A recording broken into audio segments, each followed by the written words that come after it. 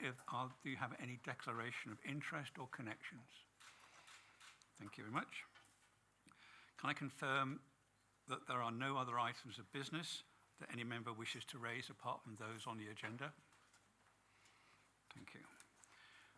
I'm going to ask you to make a decision about taking items in private, items 13 and 14. In accordance with section 20 of our standing orders, you need to confirm that you're content with that. And I'm just going to run through, because there's 3 items for private business, what they are, rather than what their details are, in order it's quite clear. So our 24th of November private meeting was to discuss the scope and implications of the anticipated Scottish Government resource spending review, and that review was eventually published on the 15th of December. Our 2nd of December meeting was to discuss candidates for the post of DCC and approve the panel recommendation and appointment of Jane Connors, who's with us today, and I'll welcome Jane later. And this decision was announced in public by the authority on the 2nd of December. And our 3rd meeting, private meeting with the minute, was on the 17th of January, and that was to seek approval for the appointment of up to 2 ACC posts, discuss the candidates and approve the panel recommendations of the appointment of David Duncan and Wendy Middleton as ACCs, again, both of whom are with us today, and I'll say more later. And this decision of those 2 appointments was announced on the 18th of January. With that clarification, are members content to take those items in private?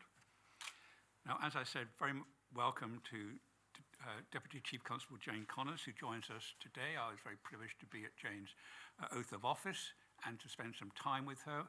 Joining us from the Metropolitan Police, a very successful career there. Welcome, Jane. I'll be absolutely delighted to see you sitting across the table from us. Look forward to working with you.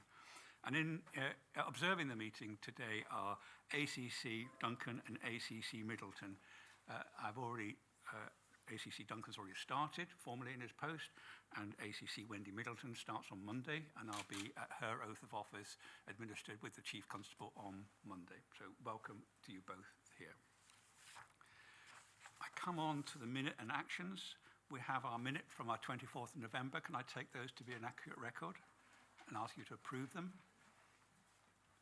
Okay, thank you very much. We have a rolling action log to keep control of the business and make sure nothing gets overlooked. And there are 2 actions proposed for ongoing and 1 action proposed for closure. Now, I'm going to ask your advice to support that the actions that are ongoing have been formally recorded within our work plans and will be picked up at designated future authority meetings or committee meetings. And I propose to you that we close all these actions on our action log on that basis. Can I ask you to approve that closure? Thank you very much. The next item on the agenda is my report. I will take this report as read. I just want to make 2 comments.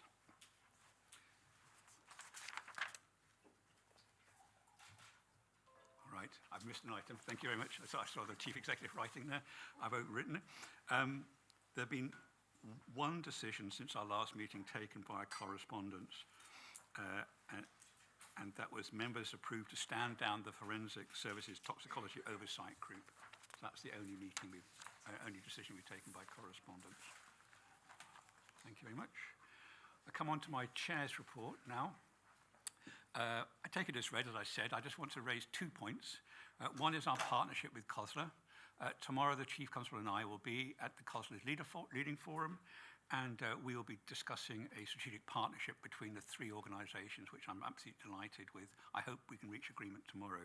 I just want to say my personal thanks to the President of COSLA, Shona Morrison, and Councillor Maureen Chalmers, who's a Community Wellbeing spokesperson. Maureen sits on our Policing Performance Committee and has both civic experience and civil experience as a Citizen Advice Bureau Chief Executive.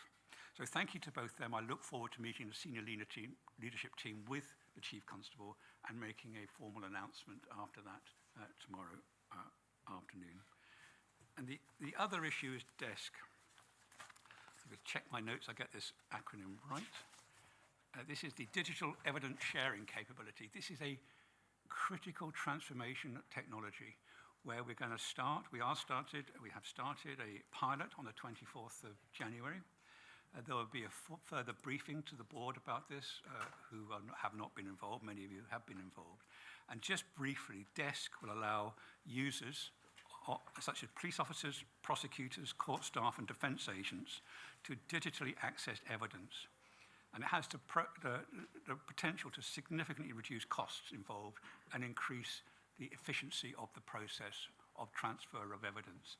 I'm looking forward to that, and as you know, I made a commitment to drive technology improvement within our powers within the authority, and this is another important step for us. So with those two comments on my report, are there any comments before I ask you to approve an action? There are no comments. Katrina Stewart asked that she step down from the Resources Committee because of pressure of other commitments. I discussed this with Grant and the Chief Executive, and we think the Resources Committee has sufficient resilience, although we're sorry to lose you from that, Katrina. So I just ask you to approve that removal from that committee. Great, thank you. So we're now going to have a short item on committee and oversight group chairs. I'm going to ask the chairs to try to keep their comments quite succinct, if you could. The details of their oversight are in their reports, and all their committees are online, and all their minutes are online. We have this item just to bring to all the board's attention the detailed oversight that we conduct between board meetings, a very detailed oversight we conduct between board meetings. So if I can come firstly to Complaints and Conduct Committee. Thank you very much, Chair. The Complaints and Conduct Committee met on the 15th of November and considered, amongst other things, the standing quarterly performance reports presented by Police Scotland to the SPA in Perk. As usual, the data presented enabled a really good level of discussion to take place. For example, the committee requested further assurance from Police Scotland in relation to the volume of statutory referrals to Perk in relation to armed policing, and also requested more information on the early intervention programme and its effectiveness. I think one overarching theme to draw out from our discussion is that the committee challenged the Police Scotland as well as our SPA colleagues on making better use of the data. So it's about, we're really interested in seeing the trends, seeing the analysis, and seeing the management actions that come on the back of that data. So I think this is something that the committee will be very much focused on going forward. Thank you very much. Any questions to Katharina? Okay, thank you. Fiona McQueen has given her apologies at very short notice. I wonder, as a member of the People Committee, Tom Halpin, give a short report in her place. Thank you, Tom. Thank you, Chair. The report lies before you, so I won't go into detail. The committee met the 30th of November, and there's 3 points that I would highlight that's of real focus for the committee going forward in this year's work, and that is the refresh of the strategic workforce plan. We'll pay a great deal of attention to that coming through. The development of the police leadership development programme as well, that there will be implications for areas like succession planning and well-being of officers in there. And the other determination the committee in its discussions had was about the importance of future reporting and it's the reporting on the impact of interventions and initiatives that have been introduced, rather than just the fact that they're being introduced, and obviously from that the cultural challenges that are a significant challenge for the police service. Thank you very much, Tom. And I should have mentioned my oversight. Katie Miller joins us. Sorry, I should have mentioned, thank you very much, Tom. Katie Miller has joined us as an observer to the meeting. Katie Miller is a newly appointed Director of People and Development. And welcome, Katie. And the agenda that Tom outlined there is probably going to be your agenda for the next year or two. So thank you. If I can now come on to Michelle Miller, who is going to report in the absence of Alistair Hay on the Policing and Performance Committee. Thank you, Chair. So the committee met on the 7th of December. The detail is all available. Just a couple of points that I'd highlight. One is overall a general focus in terms of performance reporting, looking at trying to have measures that assess the impact and the benefits of activities rather than the outputs. And we absolutely understand how fiendishly difficult that is, but actually it's really, really important given resource constraints and an incredibly difficult environment in which we operate, it's really important to know that resources that are allocated at something are having the impact that is sought. So I think the move towards that is a particularly welcome one, and one that the Performance Committee will focus on. And just the other point was in relation to the SPA corporate parenting plan, and the disappointment that the committee felt that the budget constraints meant that there was a hopefully temporary hold on the creation of a modern apprentice for care experienced young person, and we're really hoping that with the budget kind of settled and the point at which that's agreed, that will be able to move forward, because it was a really positive development in terms of our corporate parenting responsibilities. Thank you very much, and thank you for stepping in at short notice, Michelle. Any questions for Michelle Miller? Thank you. If they're not, can I turn to Paul Eadie, Chair of Forensic Services Committee? Paul. Yes, thank you. Good morning, Chair. We've had two committee meetings. The first of these was in the 14th of December, where we discussed the final report of the Forensic Toxicology Oversight Group to that before the work of that group was mainstreamed. And we also had a discussion about the draft memo of understanding between ourselves, Police Scotland and the Crown Office regarding forensic services and the potential for regulation of demand. There's clearly some more work that needs to happen on that. That's an outstanding audit requirement from HMICS, but we've got some more work to do to make sure that we get an agreement that is, or an understanding that is workable and actually does the job, but we've still got a fair bit of work to do on that, I think.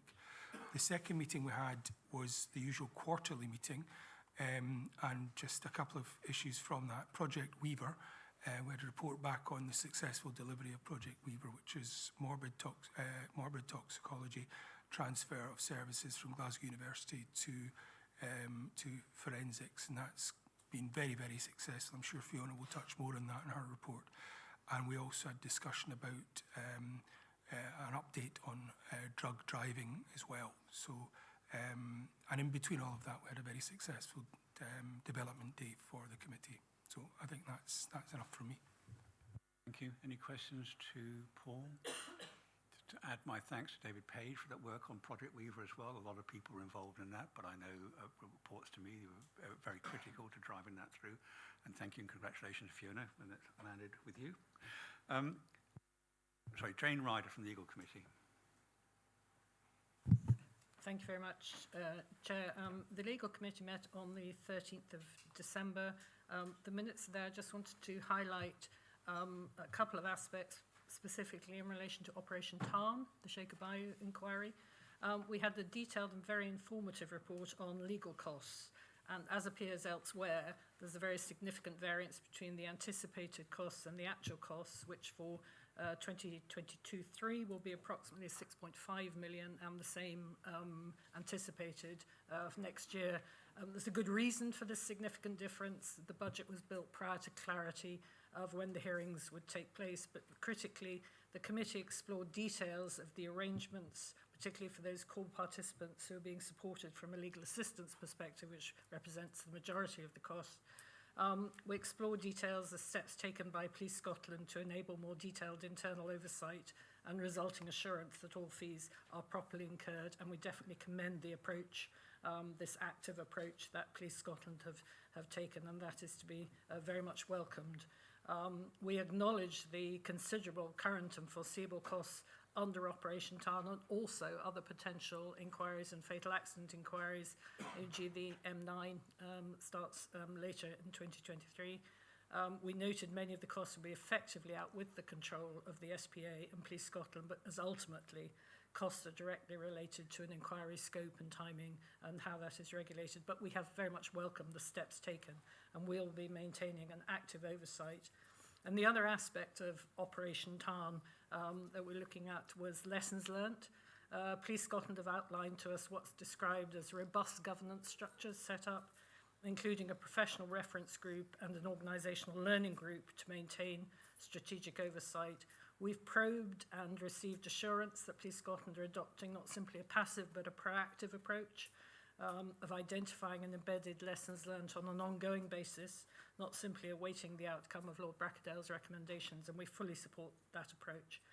We've asked for more information to fully understand the architecture of the organisational learning group and the professional reference group, and how both relate to wider organisational learning, including case assessment and review procedures, and we expect there to be wide-ranging impact. And we particularly welcomed that DCC Taylor has set up an interdisciplinary group to deal with tribunals and inquiries, and so that will embed the lessons learnt. We've agreed with DC Taylor there will be a more detailed briefing at an appropriate point between the hearings, probably late spring this year, to explore and potentially assess how effective this approach has been. But I think we were very reassured by the exploration that we did and what we'd heard. And finally, in terms of legal, can I also point to the final paragraph of the report, which summarises a very constructive development day, and I'm particularly pleased to report that the legal committee is moving towards greater transparency, which we'd said was one of our objectives for the year, in that we will be holding our first public committee meeting next month. Of course, consideration of individual cases will be in private session. What we will be able to discuss some items in public with a focus on seeking overall systems assurance, many of the same issues that complaints and conduct have been dealing with over the last 2 years, and that's perhaps useful to bear in mind in considering the complaints and conduct annual report later in the agenda. But I feel that's a really positive move on which to conclude. Thank you. Yeah, I agree with that. Any questions for Jane Ryder? And DCC Taylor has invited me to consider coming to the professional reference group, which I'll be delighted to accept at a time of convenience for them. I'd like to see and meet them and talk about their work, so thank you. Next is Resources Committee Chair Grant McRae. Thank you, Chair. I have two meetings to report on, one on the 15th of December and one on the 7th of February.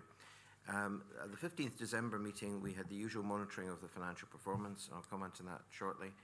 But we did examine and discuss the continuous improvement plan for procurement, which is very much welcomed. And the work of the procurement team, since I became a member of the board, has grown from strength to strength under its current leadership. So that is just the next step on that journey.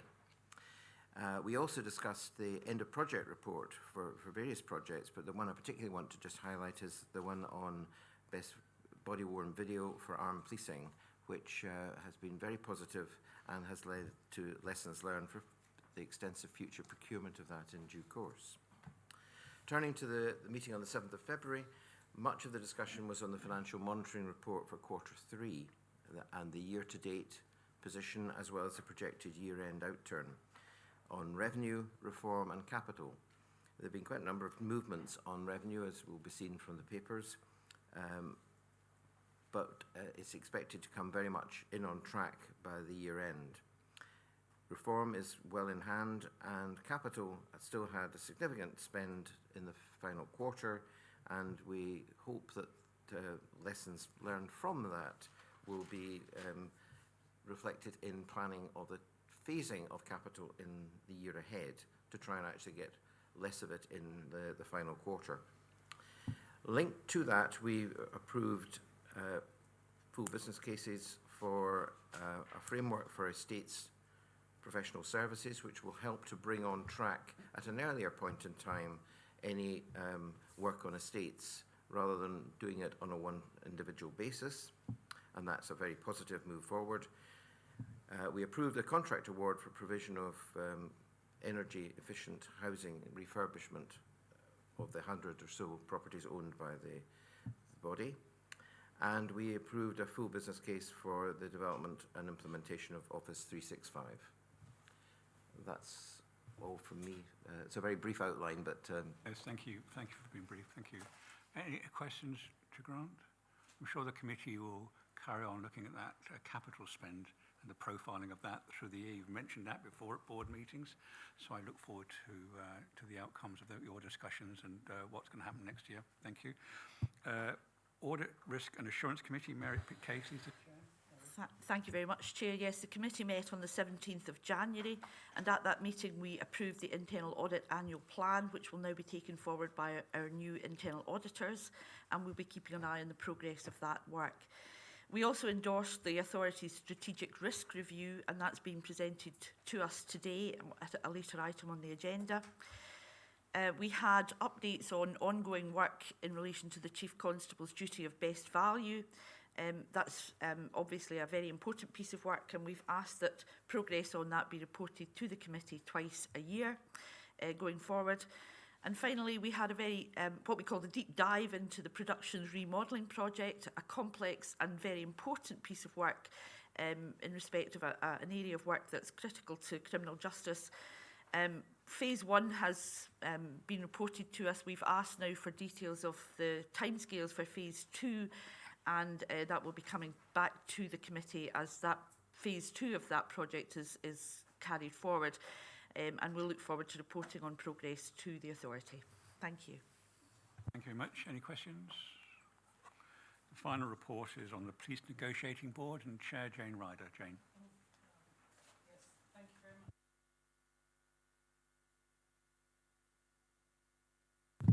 Beg your pardon. Very much a matter of detail. We have managed to conclude some of the individual items which came out of the strategic commitment. We've made progress on the strategic commitment, as you say, and I think the Chief Executive is reporting on the progress, the intention for the establishment of the Police Negotiating Board Scotland to succeed. Thank you, Jane. Any questions about that? I just want to thank all the board chairs and their support officers and their members. Critical for the board to have this assurance in detail, and there are all these are, as I said, in public where they can be, and all public minutes are available. So again, I take no apology going through that with you, and for the board to receive the assurance of the committee chairs of issues and as many of you said, the positive aspects of your committees as well as the challenges that you're putting back as an oversight group. So if I've finished on that item, now I'm going to welcome Sir Ian and his top team to the table. Welcome, Sir Ian. I've made welcome to our newest DCC. Welcome to us. And I'm going to hand over to you, Chief Constable. Chair, many thanks. Good morning and good morning, members. It's you have my written report as always. It is very detailed, raises many issues. Given it's been 3 months, and as always in policing, a very busy and intense 3 months since we last met.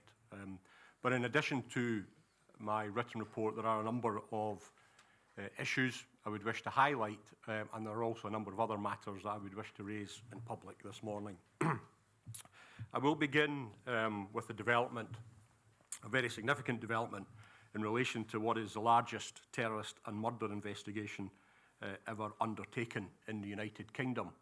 And that is and remains a live investigation. The bombing of Pan Am 103 in 1988 and the terrible loss of 270 lives had a profound impact in the town of Lockerbie, right across Scotland, and of course internationally. Now, since that time, policing in Scotland has continued to work very closely with the Crown Office, as well as our American justice and law enforcement colleagues and other international partners. In December 2022, US authorities formally notified Police Scotland that Abu Aguila Masood, suspected of being involved in the Lockerbie bombing, had been extradited to the United States from Libya. Masood has since appeared in court in the US, charged with destruction of an aircraft resulting in death, and a further count of destruction of a vehicle resulting in death.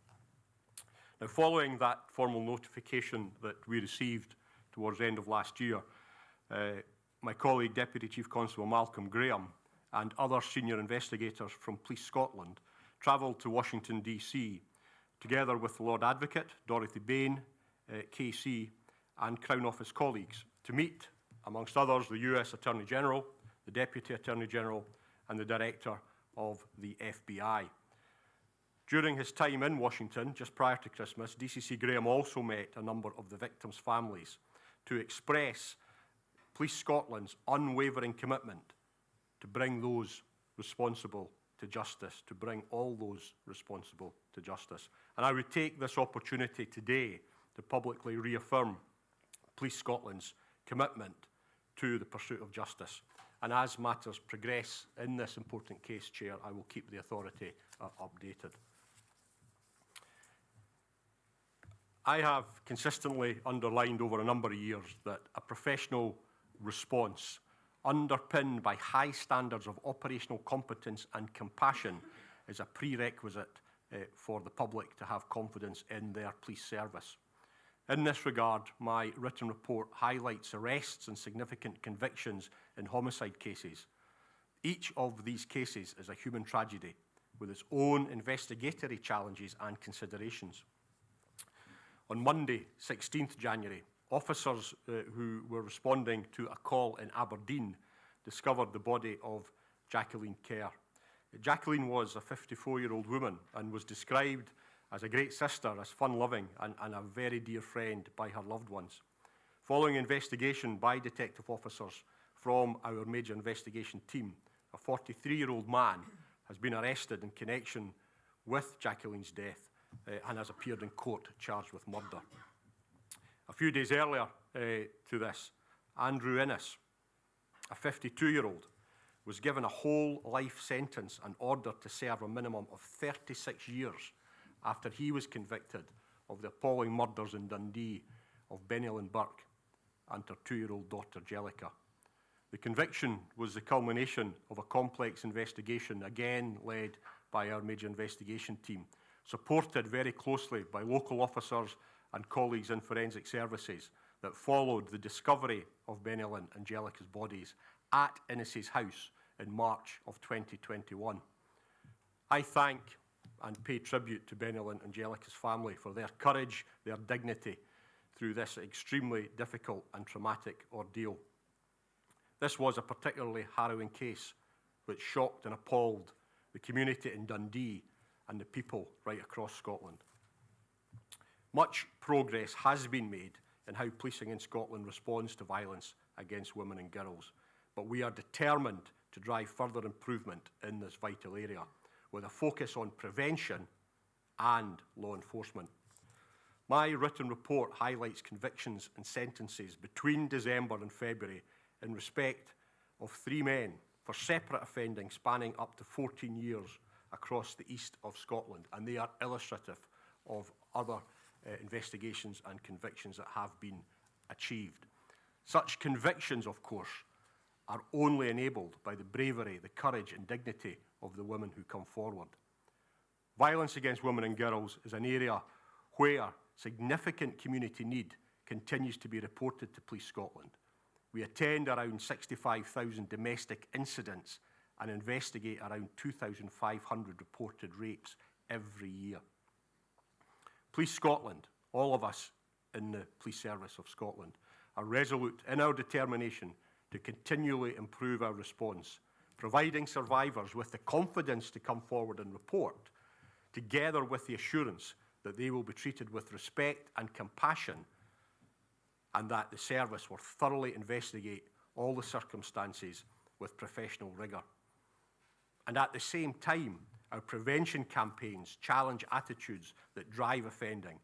In this regard, our domestic abuse campaign, Is That Me?, sought to stop domestic abuse before it starts by challenging men to look at themselves, and this commenced just prior to Christmas in December. Of course, policing itself is not immune from the challenges of sexism, of misogyny, of racism, which shamefully persist through society and across all sectors and organisations. It is right that policing is held to high standards. The onus is on every police officer, every member of police staff, to live up to those standards and values so that we earn the trust of our fellow citizens. That trust being fundamental to police legitimacy and thus our ability to work with communities and keep people safe. Appalling, shocking, disgraceful cases from the Metropolitan Police raise legitimate questions about the action being taken by other police services, such as ourselves, to safeguard those values and standards. I welcome the focus on the crucial issue of integrity screening and the dedicated time that will be assigned to that at today's meeting. At this stage, I would briefly highlight some of the action we have been taking and continue to take to strengthen our approach.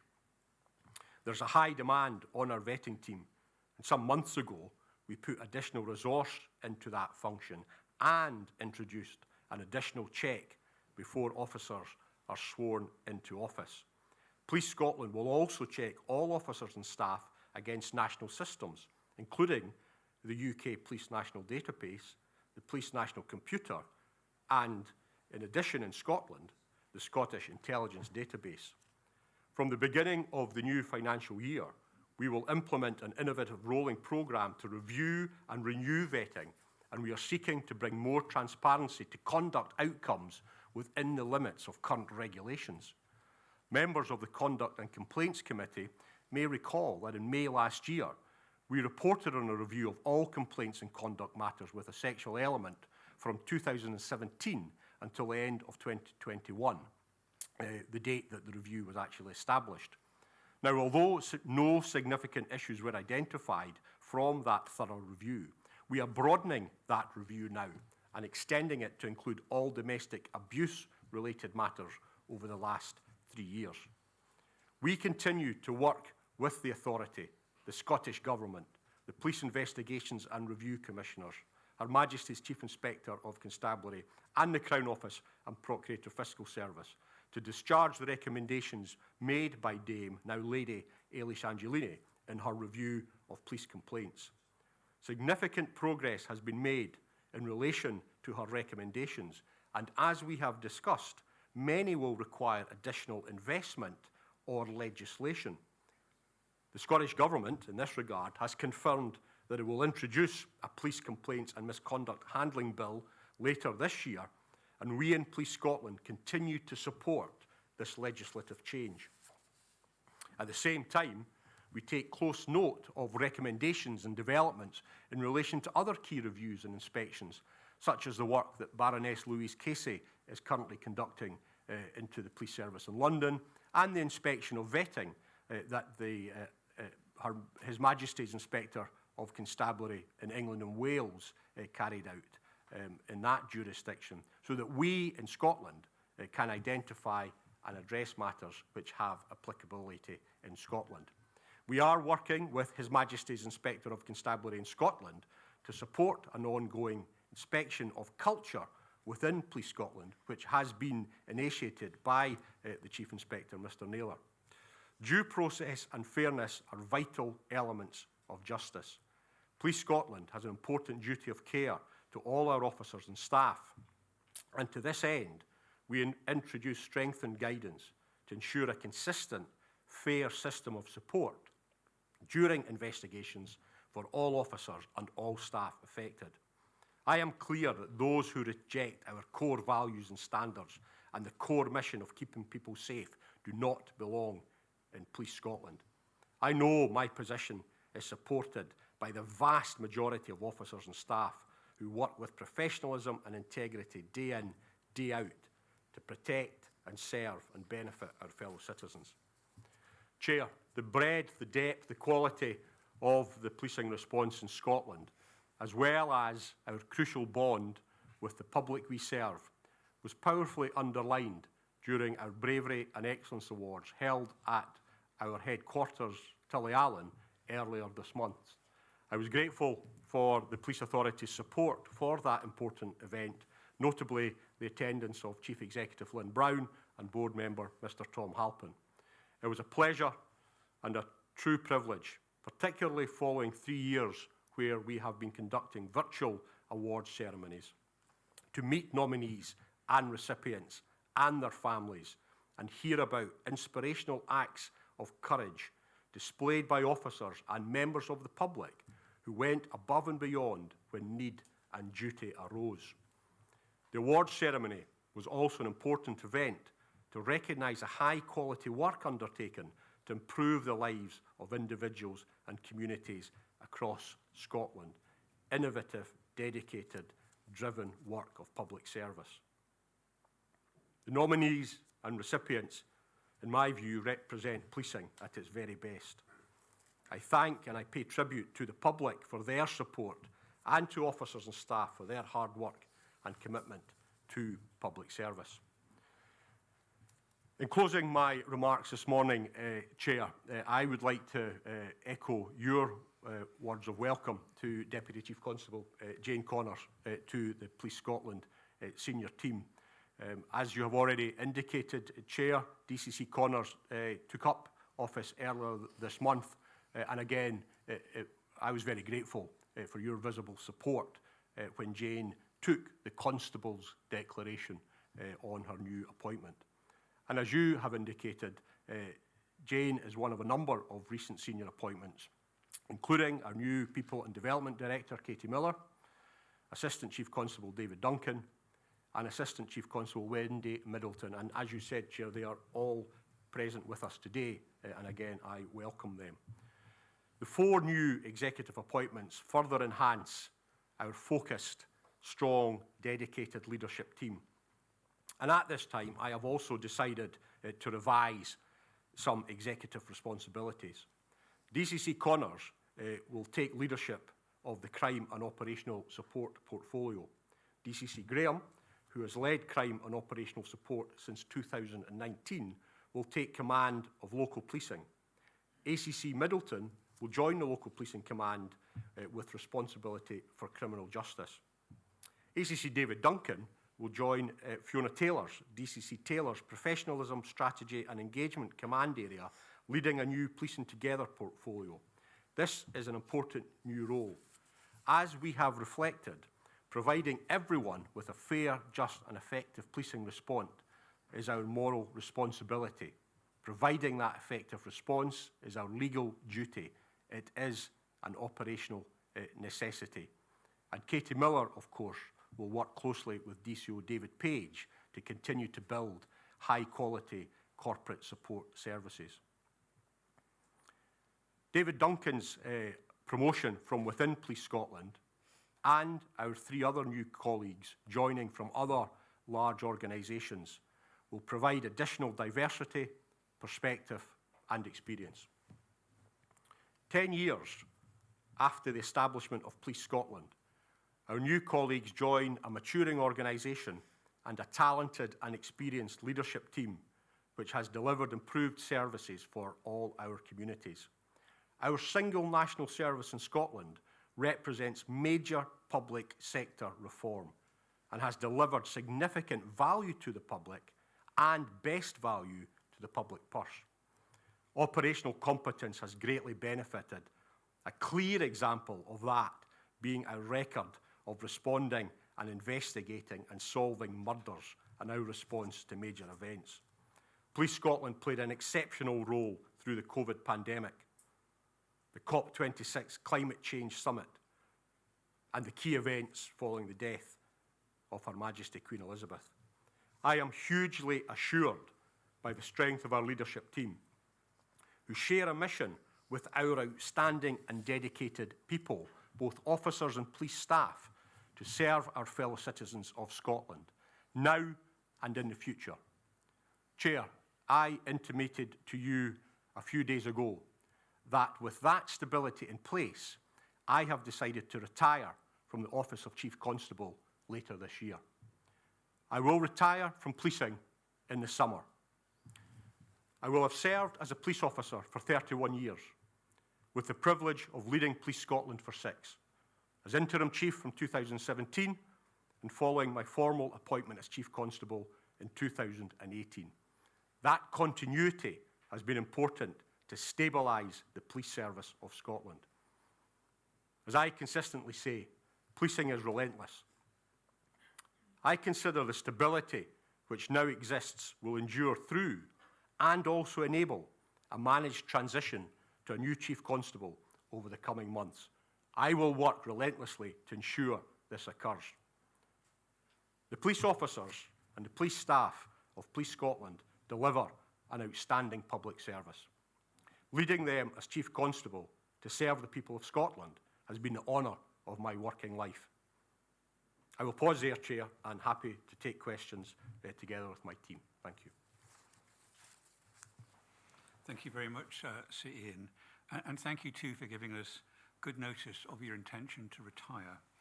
There will be in the future better occasions for the board, your policing colleagues and wider Scotland to reflect more fully on your outstanding service as a Chief Constable. However, I don't want this occasion to go and this milestone to go unremarked. And I want to give immediate recognition and our sincere appreciation of your service. Paul Keating, a former Prime Minister of Australia, said leadership has always been about two main things, imagination and courage, and you have both in abundance. You have been key to delivering the vision of a single police service, and as the First Minister said at Tullyallen, the reform of policing in Scotland is a shining example of public service reform throughout Scotland. You have transformed policing through setting the highest national standards. You have trusted your commanders with the responsibility for effective local delivery within our joint 5 strategic policing outcomes.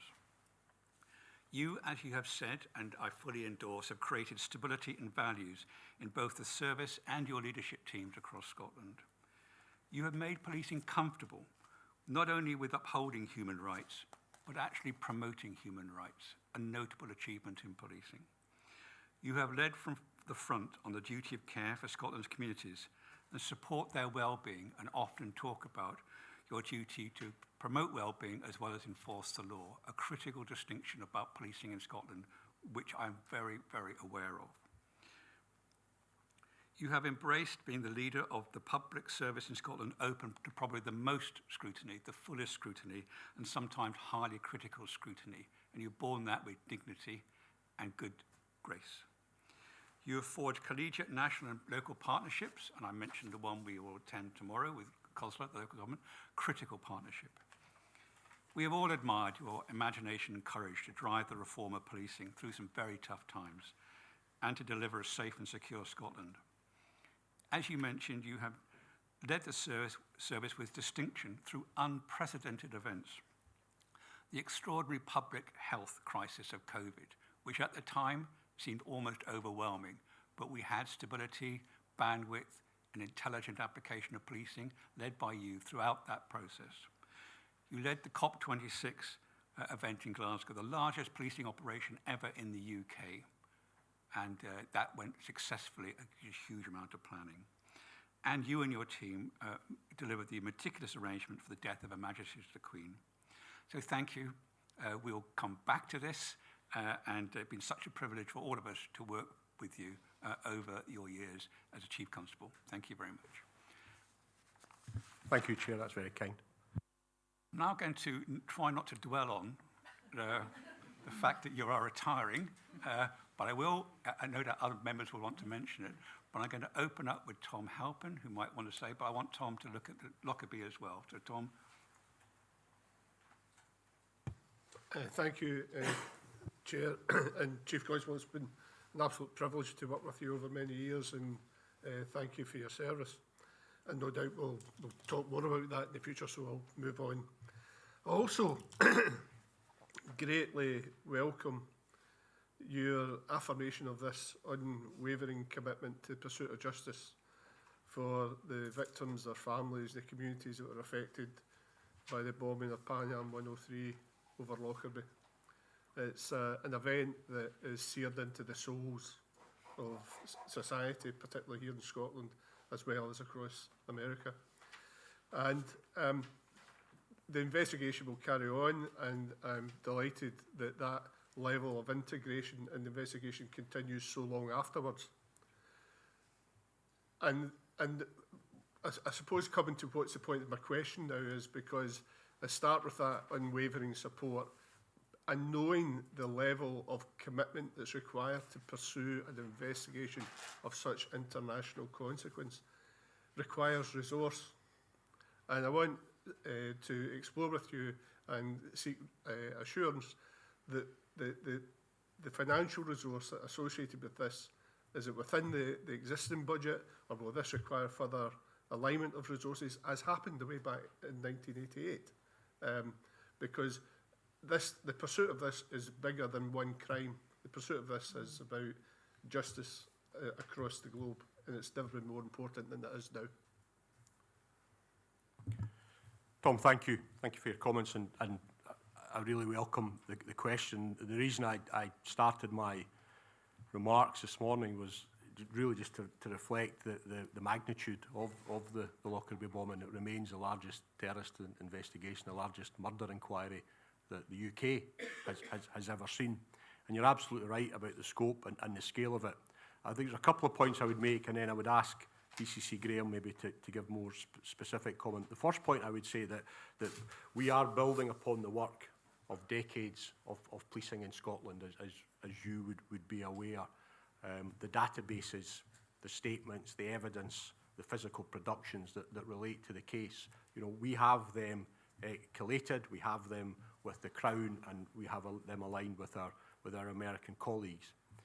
But this development, with a new suspect coming into play, where there's going to be a requirement for a further judicial process, absolutely puts further demands on us. I am concerned about it, I have to say, about the extent of it.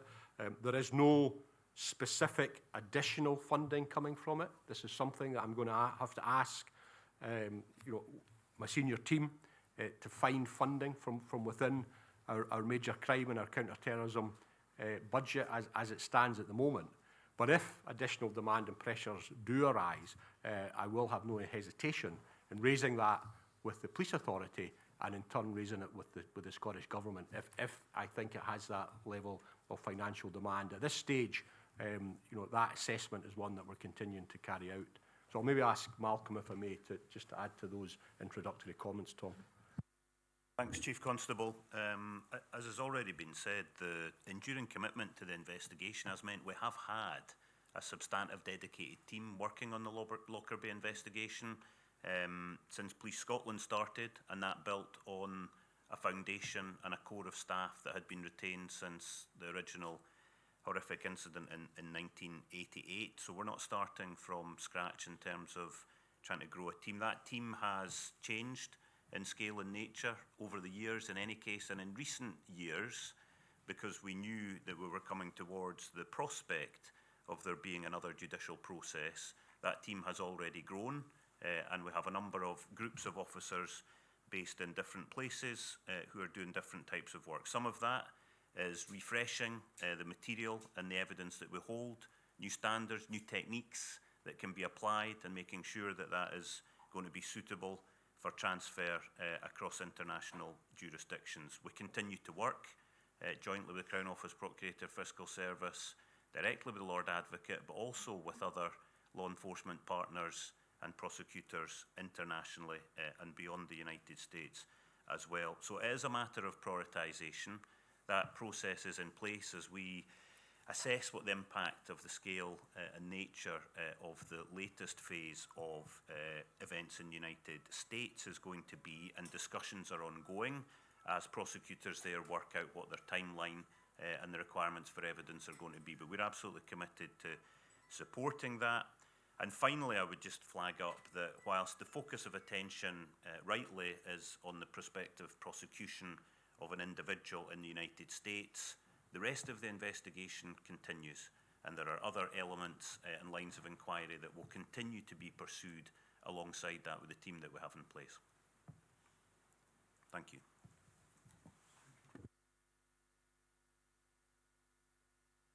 You need to say it, but can you make sure your phones are switched off during our meeting? Thank you very much. I've got Katrina Stewart and then Mary Pitt-Casely. Thank you, Chair. Yes, I'd just like to say as briefly as possible, but I do want to say, as you know, I first started working with members of the senior leadership team as a member of the Independent Advisory Group, John Scott's body, to the Scottish Police Authority during the COVID pandemic. And what I heard and what I learned there, I have to say, gave me, well, it was an enormous privilege, but it gave me a huge assurance as to the ethos and integrity of policing in Scotland. So I just wanted to say that. as always, I appreciated your report, and especially your verbal report today. I applaud that. I'm going to talk about the violence against girls items. So I applaud the follow-on from the very rightly, highly praised That Guy campaign, the Is That Me campaign. And my question refers really to the performance framework 2020-23, specifically in terms of benchmarking, performance measures, and evidence. And I'm wondering really how do you and how will you apply these things to these campaigns? Effectively, how will you benchmark and measure the impact? Can you benchmark and measure the impact? And a kind of supplementary question to that then really is about your vetting processes. And given that domestic abuse and violence against women often do not actually result in criminal convictions, or sometimes don't, is there any way that you can identify where someone applying to or even already working in Police Scotland has a background of these behaviours? I think that's quite a difficult question, but it's something we have discussed on the board. Thank you. Thank you, Katrina. Our campaigns are of course one of numerous sort of mechanisms that we have to try and drive prevention. We do preventative work. We have campus officers based in schools that are part of some of the social education programs that go on with youngsters in high schools as well. We do measure our campaigns in terms of the visibility, the awareness of it, how many views, etc. But you're absolutely right. Trying to get assessment of impact it can be difficult, but that doesn't mean we're not going to try for that. And on the point around vetting, well, that's absolutely lies at the heart of the systems that we look at.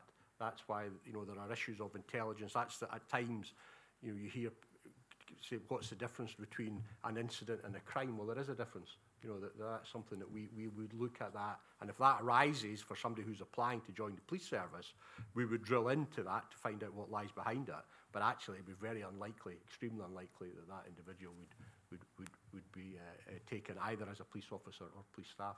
I don't know if you want to add a little bit, Malcolm, on the performance framework, because I think it's a good question, challenge to us. Thanks, Katrina, for your question. As the Chief said, the intent of the campaigns is really broad.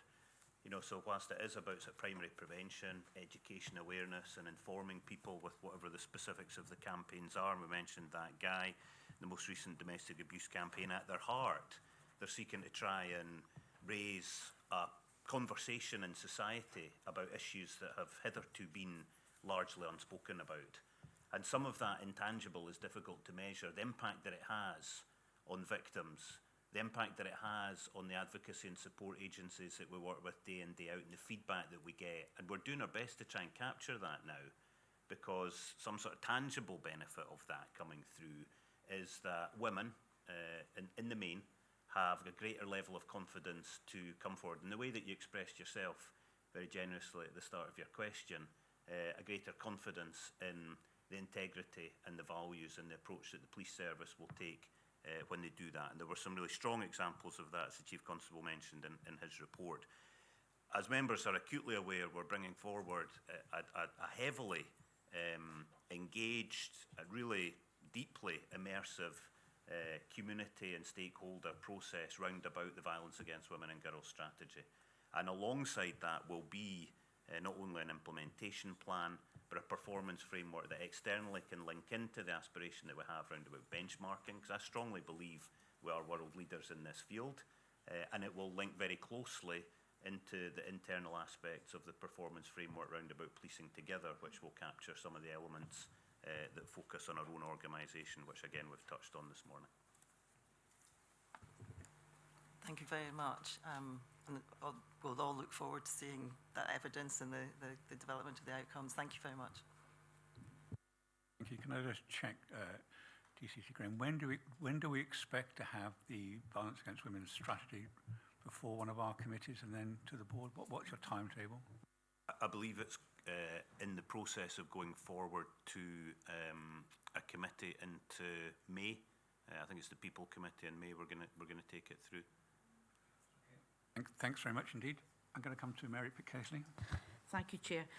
Yes, I wanted to echo the remarks that you made, Chair, and also Tom Halpin about your forthcoming retirement, Chief Constable. There will be plenty of opportunities to reflect on the stellar career that you've had, but you and I worked together for many years, even before this authority came into being. And from that working, I know just how important it is to you that the well-being of your officers and staff, and indeed all frontline responders, is uppermost in our minds and is given every possible attention. So I'm sure you will have been as shocked as everyone else last night to hear the horrible news from Northern Ireland of the shooting of Detective Chief Inspector John Caldwell. The community in Omagh and his colleagues will be coming to terms with what happened last night, and obviously our thoughts are with the Detective Chief Inspector and his family in particular.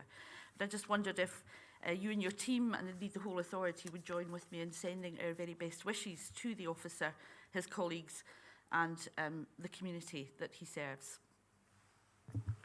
Mary, thank you for that. And again, I would absolutely endorse those comments. As you know, we have colleagues in our team who served for many years within Northern Ireland, within the police service in Northern Ireland. I was in contact last night with the Chief Constable and a previous Chief Constable of Northern Ireland. The impact is very real. I myself actually will be in Belfast at the early part of next week due to some of my ongoing work in terms of trying to get some resolution and reconciliation that come from the Troubles. There's advisory work that I have had the privilege to be involved in for a number of years. So the threats that our close colleagues still continue to face in Northern Ireland is extremely high, and I would absolutely echo your words of support for DCI Caldwell, his family, and all our colleagues and friends and all the communities actually in Northern Ireland as we, all of us, continue to support the peace process. Thank you very much, Mary. Are there any other? Sorry, Michelle? No? Caroline? Thank you, Chair, and thank you, Chief Constable, for your report, as always. It's been an honour to serve with you for the last 6 years, so just wanted to say that before I start.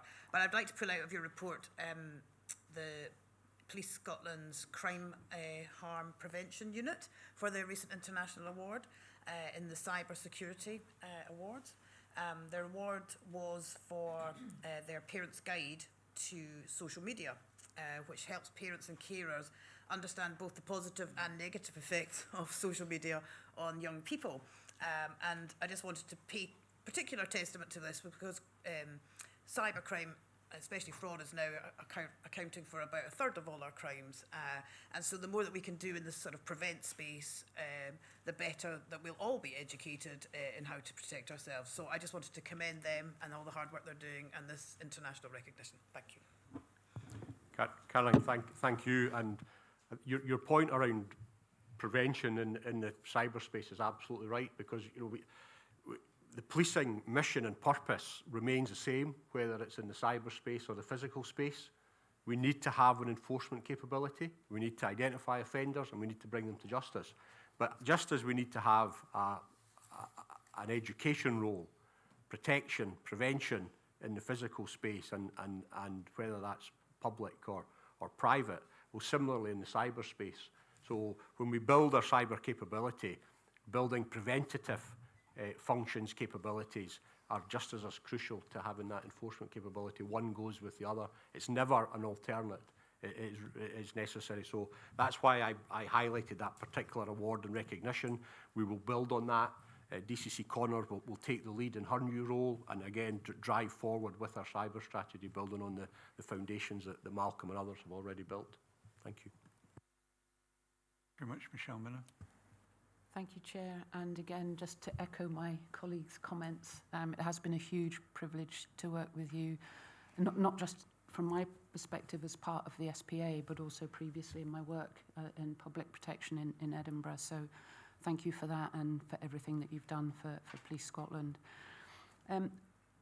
not least of which I think is a really powerful commitment that you articulate on a regular basis in terms of equality, diversity, inclusion, and I think reflected in your report around the continuous integrity screening proposals and so on. So really appreciate that and welcome that. And also I had the privilege of sitting in on DCC Taylor's Policing Together Strategic Oversight Board, where there is a huge amount of activity going on in terms of addressing the issues around culture and equality within Police Scotland. So very much appreciate all of that. I suppose what I'm less clear about is how the work that is being done is getting feedback in terms of its impact on the staff on a daily basis. So those staff, perhaps, you know, at the front line or in parts of the organisation that we see less often, who might be affected by not necessarily things that that become complaints or formal, formal complaints, but daily kind of microaggressions around racism, misogyny, etc., and how the feedback from those people, those staff, those officers is reaching you in terms of then, you know, making sure that you're targeting the work that you're doing. So absolutely no question about the commitment, none whatsoever, and it really is welcome. But I'm just trying, I suppose, to make the link between that commitment and the impact of the people who are directly affected.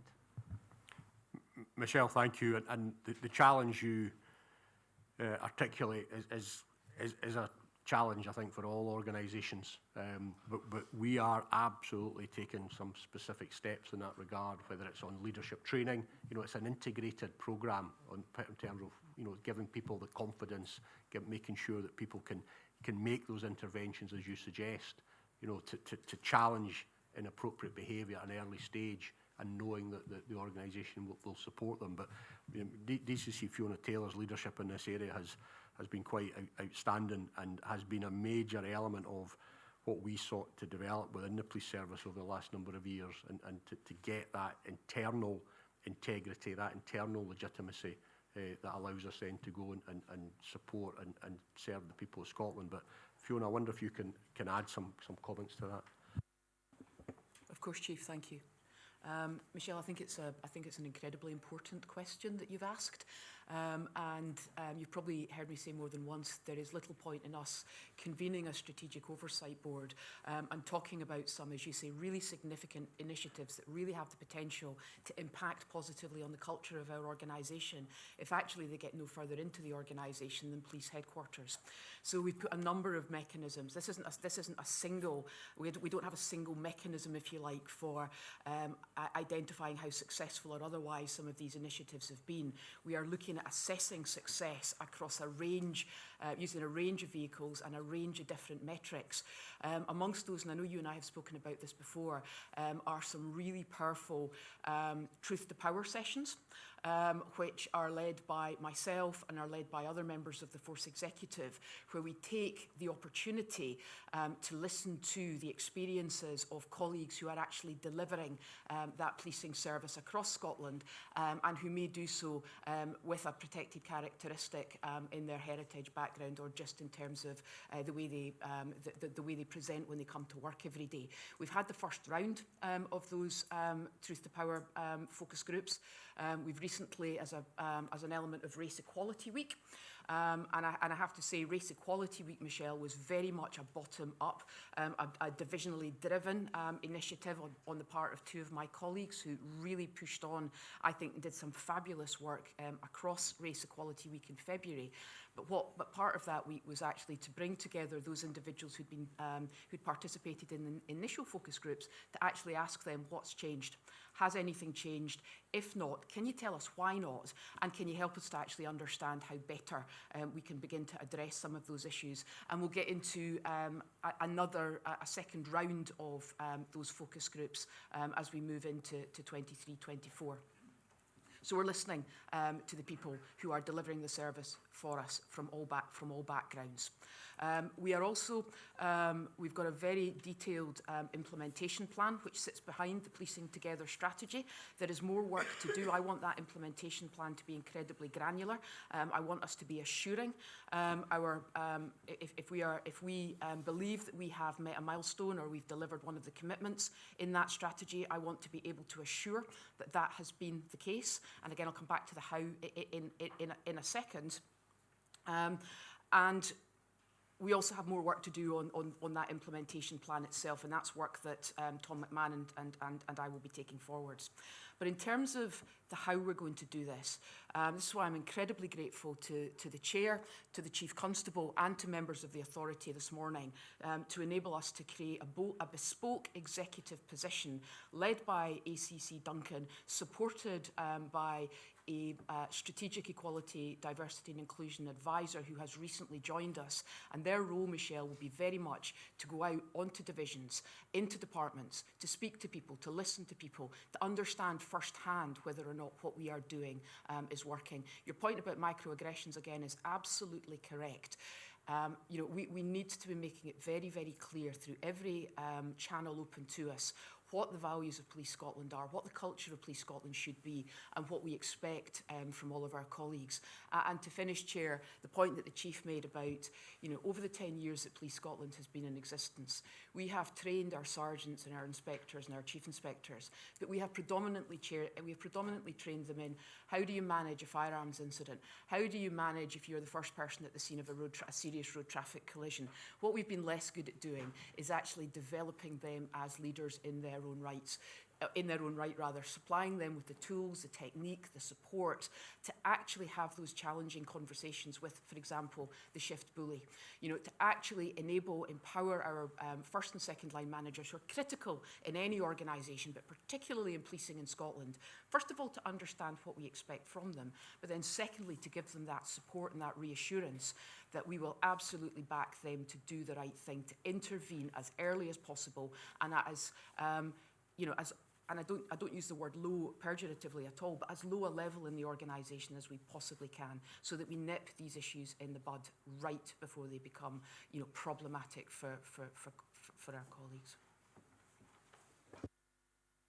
Thank you very much indeed for that. Any other questions? I'll just make a couple of comments.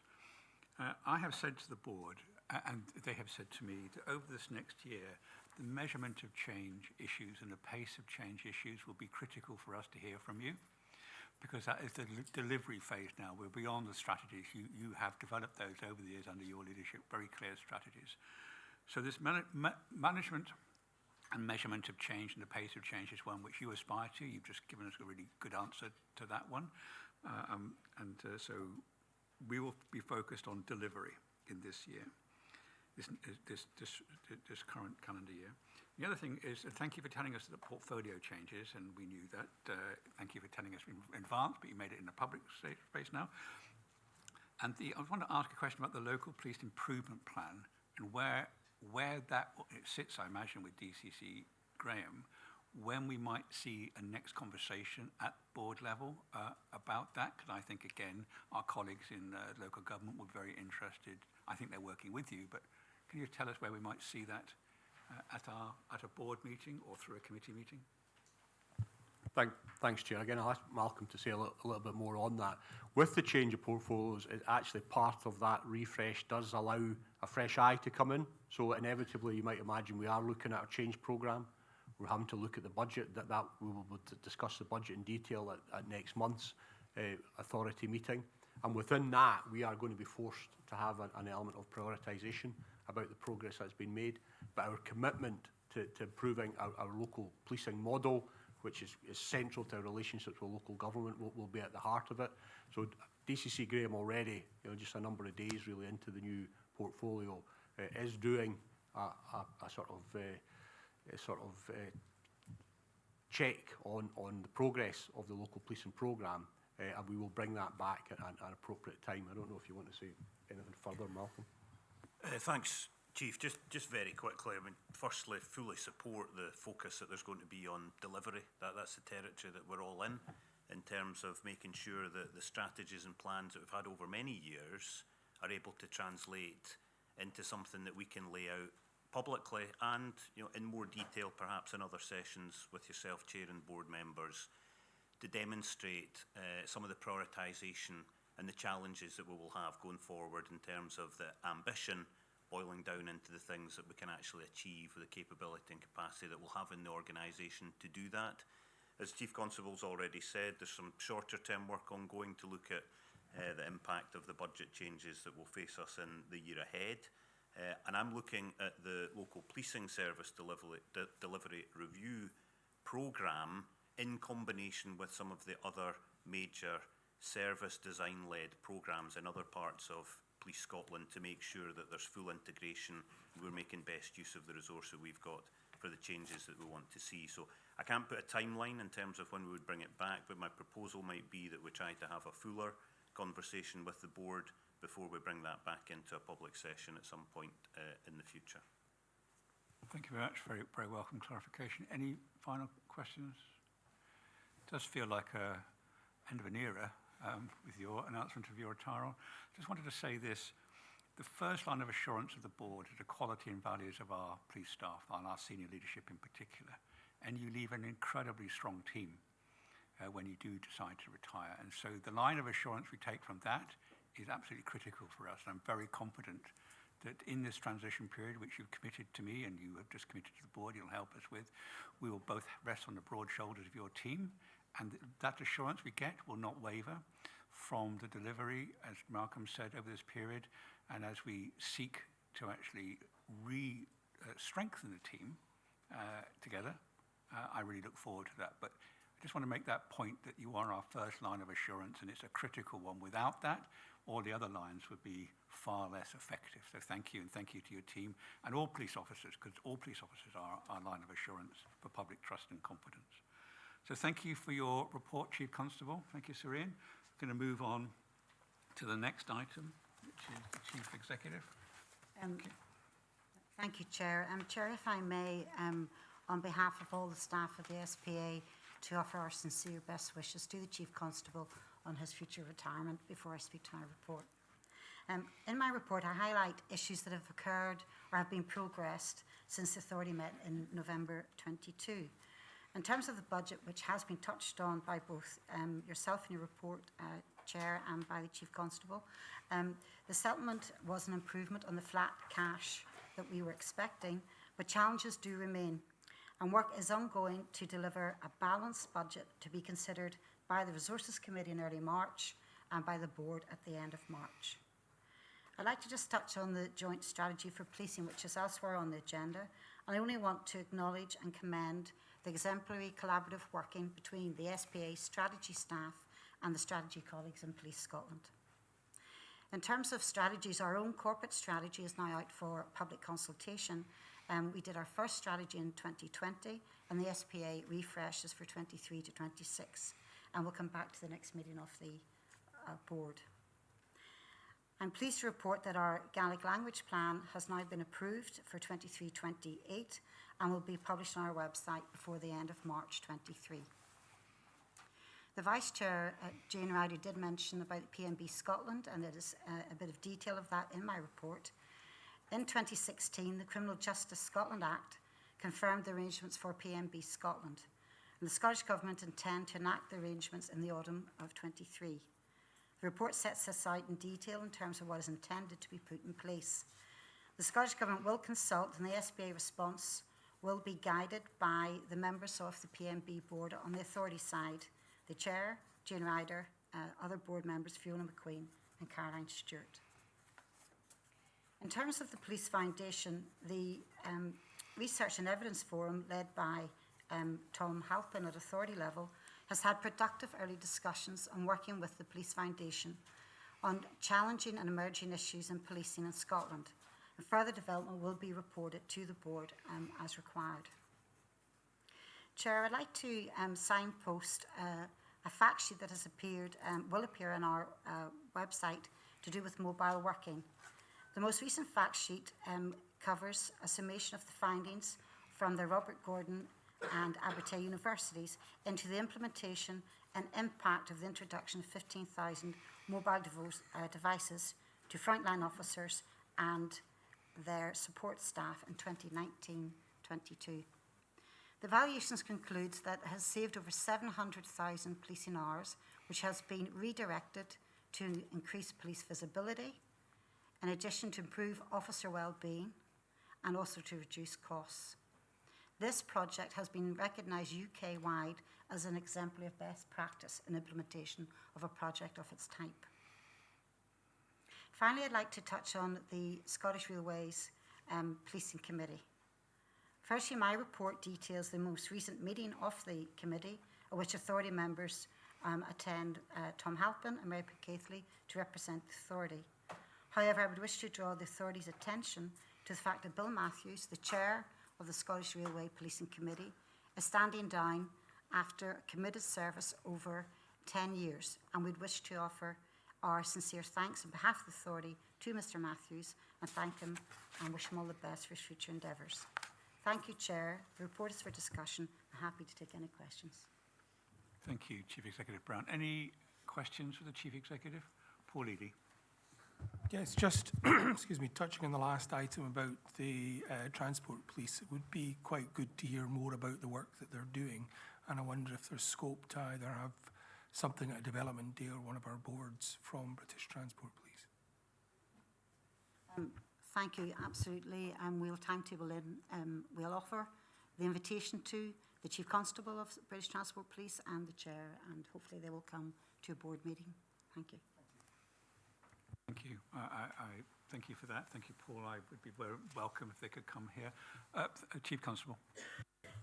Thanks, Chair. Just if I may, just building on Paul's observation and the Chief Executive's comments, that I think the relationship with British Transport Police is a very, very strong one. You know, it's been a controversial issue in the past because there was a proposal for BTP to be merged with Police Scotland. In actual fact, I think the creation of Police Scotland has allowed, you know, you've got two agencies working together. So previously BTP had to work across, you know, 8 legacy forces. So you imagine across the Central Belt in particular. So the creation of Police Scotland, the creation of the Railways Committee, and the day-to-day contact from officers and staff, and then at a strategic level with myself and Chief Constable Dorsey and her team is a very, very strong one. We continue to train British Transport Police officers at the Scottish Police College, at our headquarters. So right from the outset, there's that close working and close integration. So I would welcome that greater visibility that Paul suggested. Thank you. I wonder if either Tom or both, Mary, could just... I understand there's some reorganisation in the pipeline in British Transport Police, and is there anything that we could say now? Just give some Yes. visibility to that. Thank you, Chair. At the last meeting, we were given information about a proposed restructuring within British Transport Police, which would have affected the Scottish Division, D Division, I think it's called. But that's a piece of work that's in progress. We've commented on this. One of the elements of the proposal that gave us some concern was the potential to reduce the senior management within that division in Scotland, and both Tom and I and other members of the committee thought that that would reduce the resilience of the senior team to such an extent that we had to suggest that that wasn't carried through. So we'll wait and see how that comes out, but it's certainly something you could speak about when you do meet with the Chief Constable. Thank you, Chair. And it's important to note that that is under consultation in terms of transformation within British Transport Police. We've fed back in terms of command resilience in Scotland. The important point in terms of the committee and its working is that there's a great deal of collaboration and joint endeavour. And the examples of that would be, if you think of a UK organisation and the recommendations come from audits, which are not necessarily specific to Scotland and across the whole organisation, it might fall between the two stools as they're being dealt with in that way, not within the division here. And we now have transparency, visibility in that, and it's all in train. We also receive reports regularly of the joint operational working through from training right through to Operation Unicorn with Her Majesty the Queen's funeral arrangements, and British Transport Police been very deeply involved in that and bringing that UK perspective as well. So there's real strength in this. And in terms of the presentation or coming to the board for greater visibility, BTP and the British Transport Police Authority have offered this consistently. They've been very keen to be transparent with us, so I'm absolutely certain that that will be welcome. In fact, there's already been some joint dates in the diary in the future for subsets of that, you know, for areas of interest. So thank you. I'm confident in that. Thank you to both our members, and thank you for the assurance, Chief Constable, that you are working hand in glove with them, that you do the training for them. I think the next step at Paul's invitation is to bring it to greater visibility here, to seek their assurance that you are giving about partnership working, and to talk about any reorganisation they might be undertaking. If that's concluding the Chief Executive's report, that's agenda item 6. Can I come on to agenda item 7, which is the Forensic Services Director's report? I'll hand over to Fiona Douglas, Director. Thank you, Chair. I'll take my report as read and highlight a number of areas from it for members. The budget situation has continued to be an area of focus since the previous authority meeting, and a number of discussions have been had with members, with the Chief Executive and the Chair of the Authority, as well as the Chair of the Forensic Services Committee, with regards to the budget for forensic services for the next financial year. It is a challenging situation, and we, in forensic services in particular, are looking at how to maintain the implementation and delivery of the new operating model for forensic services, given that changed budgetary position since the full business case was approved by the authority in September of 2021. So a lot of work has been done to look at how internal efficiencies and savings can continue to allow that project to move forward, albeit at a slightly slower pace than was previously anticipated. I'm very pleased to report that on the 1st of December, the post-mortem toxicology service transferred from the University of Glasgow to Forensic Services, as has already been referenced earlier in this meeting. This was a hugely complex project, and I'm extremely grateful for the support of Police Scotland, particularly the areas of estates, people and development and digital division, in allowing that successful transfer to happen, supported by colleagues in the authority, the University of Glasgow, and the Crown Office Procurator Fiscal Service, who we continue to work closely with as the service starts to embed within forensic services. We have a highly professional and motivated team of people that have transferred from the University of Glasgow to Forensic Services, and there is an awful lot of work still to do, but it's really pleasing that that project has been able to be delivered on time and on budget. Forensic Services continues to support major investigation teams within Police Scotland and colleagues in the Crown Office, in particular the fire investigation services that we provide.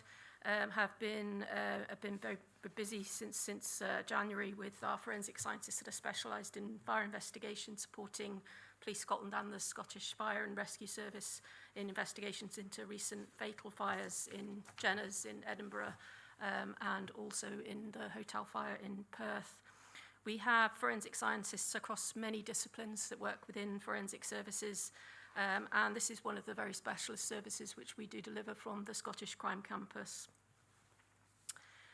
As mentioned in the committee chair updates, the SPA Toxicology Oversight Group was completed, and there has been continued detailed discussion in relation to toxicology service provision through the Forensic Services Committee meetings.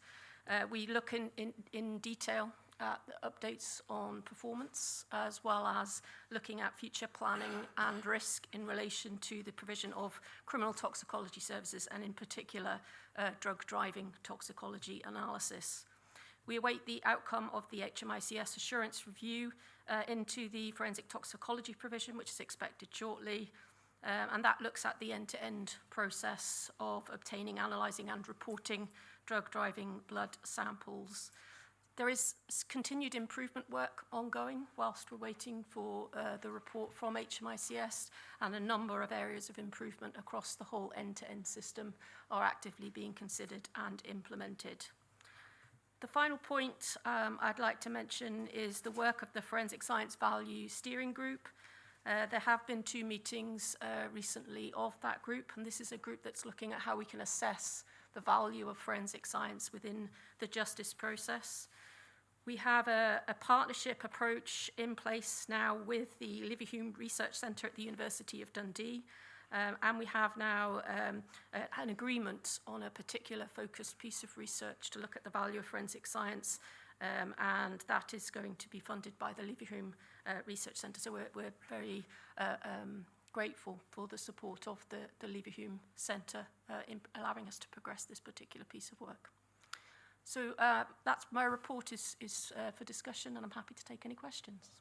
Thank you very much for that, and I'm delighted with the progress you report on post-mortem toxicology. Success often goes under-remarked in our organisation, so thank you for that. What I was saying about delivery applies to forensic services too. You know, we need to measure the change, and we need to be concerned about pace of change, but I'm sure you know that. I'm going to come firstly to Jane Ryder and then to Paul Eady. So Jane. Thank you very much, Chair, and indeed picking up on that delivery and improvement. Can I just say some clarity and an update? I think, first of all, the 12-month statutory time limit and the missing of the 12-month statutory time limit, which was an issue. Because of timing, I think the last report we had was there were no cases reached that statutory limit due to delays in lab testing during September, October, November. Is it the case then for finalised figures for December, January? What's your expectation for February and March? Can you give us that assurance? And the second was around the more efficiency side, as it were. Certainly back in November, the oversight group, the aim was that the time to analyse would be reduced to 3 months by December. Can you tell us what the position is now? Have we reached that 3-month efficiency, or if not, when will we? Thank you. Thank you, Jane, for the question. I'll take the second question first. In relation to the analysis of the drugs driving toxicology samples, there is a very detailed improvement plan in place within toxicology. It hasn't gone as smoothly in all areas due to some technical challenges, so there has been some delay in achieving the analysis time frame. However, the vast majority of samples are being analysed within that time frame. As part of the ongoing development plan that we have, we would expect to see a radical improvement overall in the reporting timeframes as we move forward for the next 2 months. With regards to the analysis at the current point is that we have about 40 cases where we have samples that are over that 3-month analysis timeframe. But that's due to some of the sequential testing that has to happen in some particularly complex samples. With regards to the number of cases that have been unable to proceed to prosecution, the analysis of the data from January is still being completed. However, I'm not expecting to report to members that any cases have been unable to proceed to prosecution as a result of delays within the laboratory. So it's a significantly improved position. Thank you very much. That's helpful. I mean, I wonder, 40, is that 20%, 1%, something like that? Give us an idea about the ratio, as it were.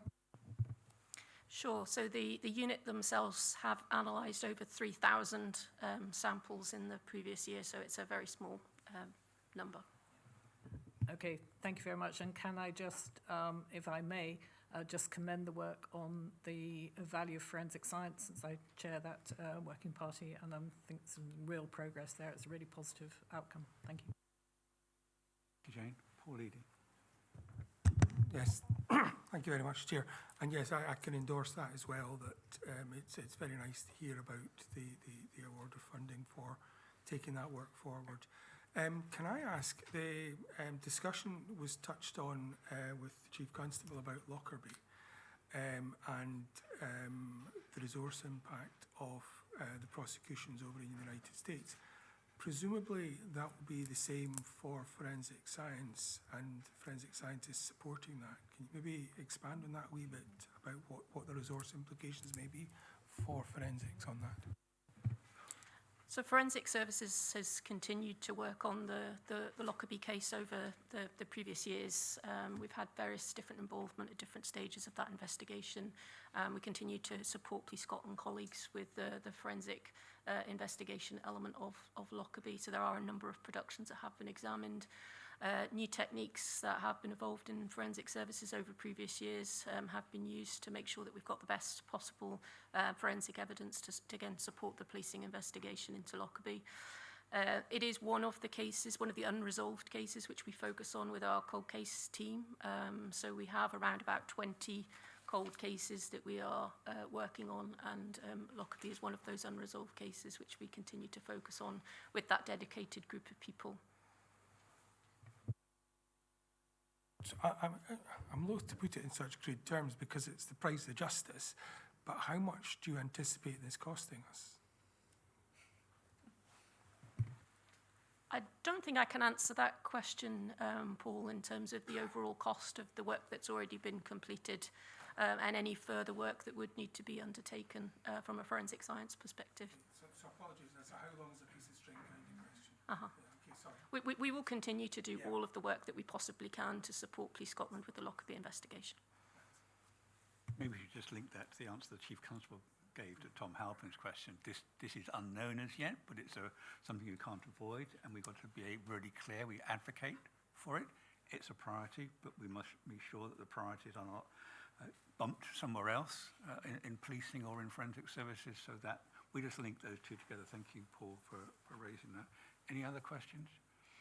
I wonder, Fiona, if you just update us on your view of the progress you're making within your senior management team, because I know that you are appointing and organising it for a performance focus. Are they all in place? And tell the board how you think that is progressing. Thank you, Chair. So the Forensic Services revised senior management structure was put in place in August of last year, following a selection process for various roles that actually stabilised some of the appointments within the senior management team. All of those posts are now in place, so we have a fully staffed senior management team in Forensic Services. It is still learning and finding its way. There is a clear strategy and a clear delivery plan within Forensic Services, and the new portfolios of the senior management team, I think, will certainly ensure that there is good focus on driving the organisation forward, and in particular, changing the culture of Forensic Services more towards a high-performance organisation, making sure that we've got a better grip around some of the business-related aspects, such as the costs of the various different aspects of the work that Forensic Services undertakes. But importantly, as part of our new operating model for Forensic Services, that stretches the change within the organisation around performance focus to a new leadership structure within Forensic Services moving forward that will have that investment in training, in leadership and management skills. And we have a dedicated leadership and management development programme within Forensic Services to drive that change throughout the whole leadership team of the organisation, and to make sure that we're getting the best out of our people and delivering best value forensic science. Thank you very much. Sorry, I got one final. Fiona McQueen wasn't able to make it today at the last minute. She would have asked the Chief Constable the question about the prevalence of drink driving in your report. 700 cases out of 3,000 stops, I think it was, if I remember rightly. That seems a very significant prevalence in society. Firstly, would you like to, have I got those figures roughly right? And what comment do you have about prevalence of drink and drug driving in our society? Well, I'll ask DCC Connors maybe just to give some detailed response to that.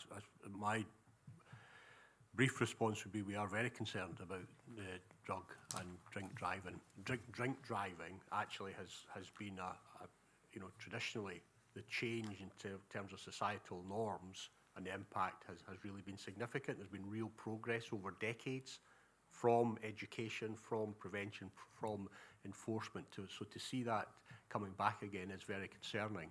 And then the abuse of drugs and then people going on the road with drugs again is very concerning. And that's something that all of us collectively, including colleagues in forensic services, have had to, I suppose, begin to respond to with the change. But this was an area that, if you take a longitudinal perspective, drink driving was something that is absolutely condemned in society now.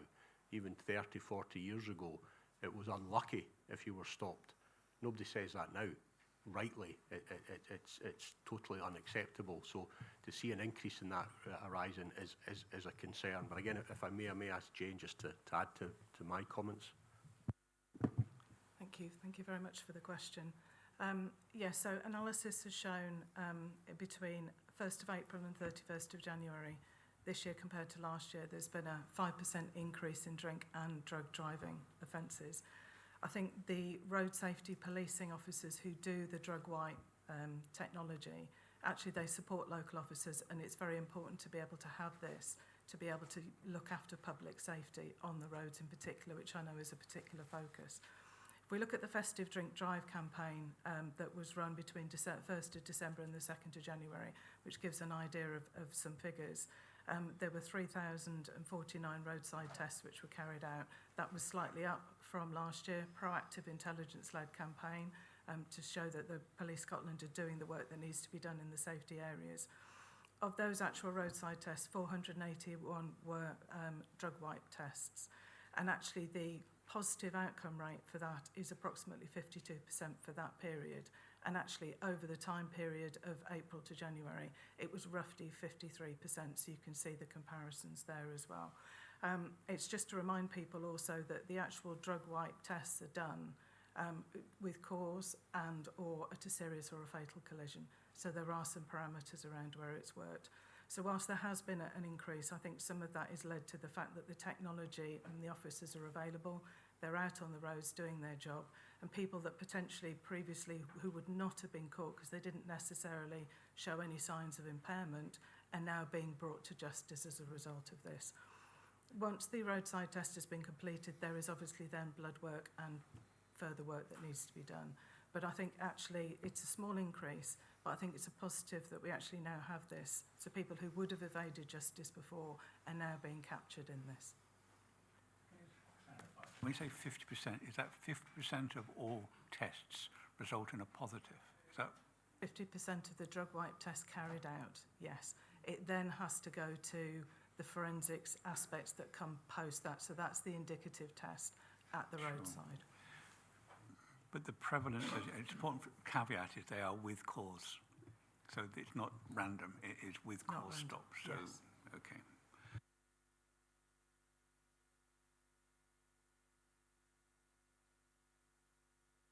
Thank you very much for that. Are there no more questions? Okay, if I can go on to the next item. This is a joint strategy for police. I think you were going to do it. Okay.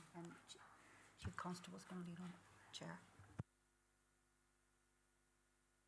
Are you going to introduce this, Chief Constable, or would you like us, our Chief Executive, to introduce it? Is it a joint strategy? I'm entirely relaxed, Chair. I'm happy to say a few introductory comments and maybe ask the Chief Executive to add to that. I'm more than happy with that. If you wouldn't, it's a very process part of it, so if you wouldn't mind just introducing that, and I'll ask the Chief Executive to follow through.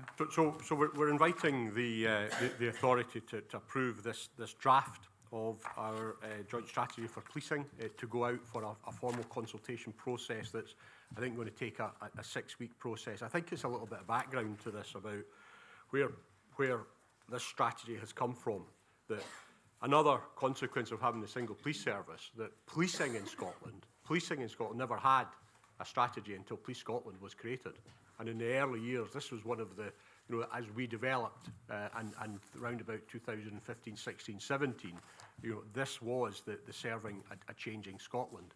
That's developed since then. It's been supported by a whole series of underpinning strategies, again, which were absent in terms of what's the need, how we're going to deliver it on our estate, on our people, on our fleet, on our digital capability. And more recently, we're now looking at our work that we've already touched upon in terms of equality, diversity and inclusion, in terms of policing together, our approach to violence against women and girls, and again, driving on with our cyber work. So this overarching strategy with our 5 shared strategic outcomes, I think is really, really important because it allows us to keep a level of consistency going forward about what we've been asked to do when our daily demands grow and grow. So inevitably, it's been through a number of iterations as it evolves. We're now inviting the recent work that's already been conducted, because it's already been subject to internal consultation. It's been subject to some expert consultation from government, from the HMI, and from other key stakeholders. And we're now inviting the authority jointly to say our joint strategy should now go for public consultation, so we get the voices of communities, we get the voices of key interest groups to make sure that we are properly reflecting the expectation and needs of the people of Scotland. Thank you. Thank you, Chair. Thank you, Chief Constable. Just want to add that this work has been ongoing, as the Chief has suggested, for quite a while.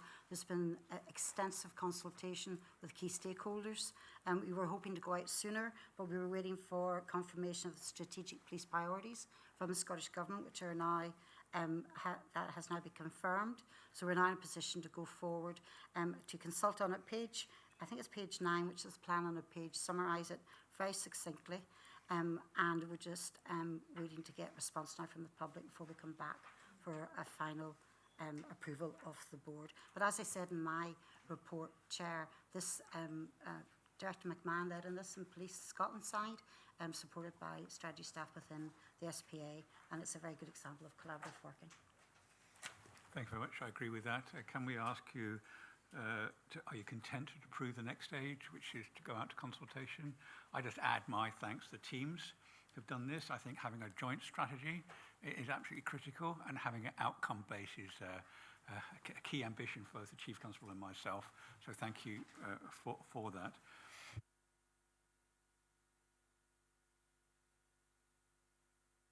Although we're ahead of time on my schedule, I intend to I intend to continue in order that we will probably break formally for lunch and then come back in private session if that happens. It depends on how long you wish to take. But I'm going to carry on if that's okay with everybody. I'm going to come to item 9, which is a procurement standing order review. This has been to our committee. We have a recommendation for approval, so it has had a significant amount of oversight already. Grant, I'll ask you to introduce this. Yes, thank you, Chair. Yes, I confirm that the Resources Committee have studied this report in detail. In practical terms, the bulk of the changes are to reflect changes following references to EU in the light of the UK's withdrawal from the EU, and some administrative changes which work for ourselves but also tie in quite closely with the changes elsewhere in Scottish Government. So we are recommending that the authority approves the amended version. Thank you very much, and welcome Brian Kyle to the meeting for this agenda item, who is the Strategic Procurement Manager within Police Scotland. So it's a recommendation to us, without any caveats? Without any caveats, we're happy to approve. Or we are recommending the authority approve. Big pardon. Are there any questions on this agenda item? It's been through Grant's mill of his committee, and thank you for your work on this. Any issues? Well, that's a very short-lived attendance then, Brian. Thank you very much indeed.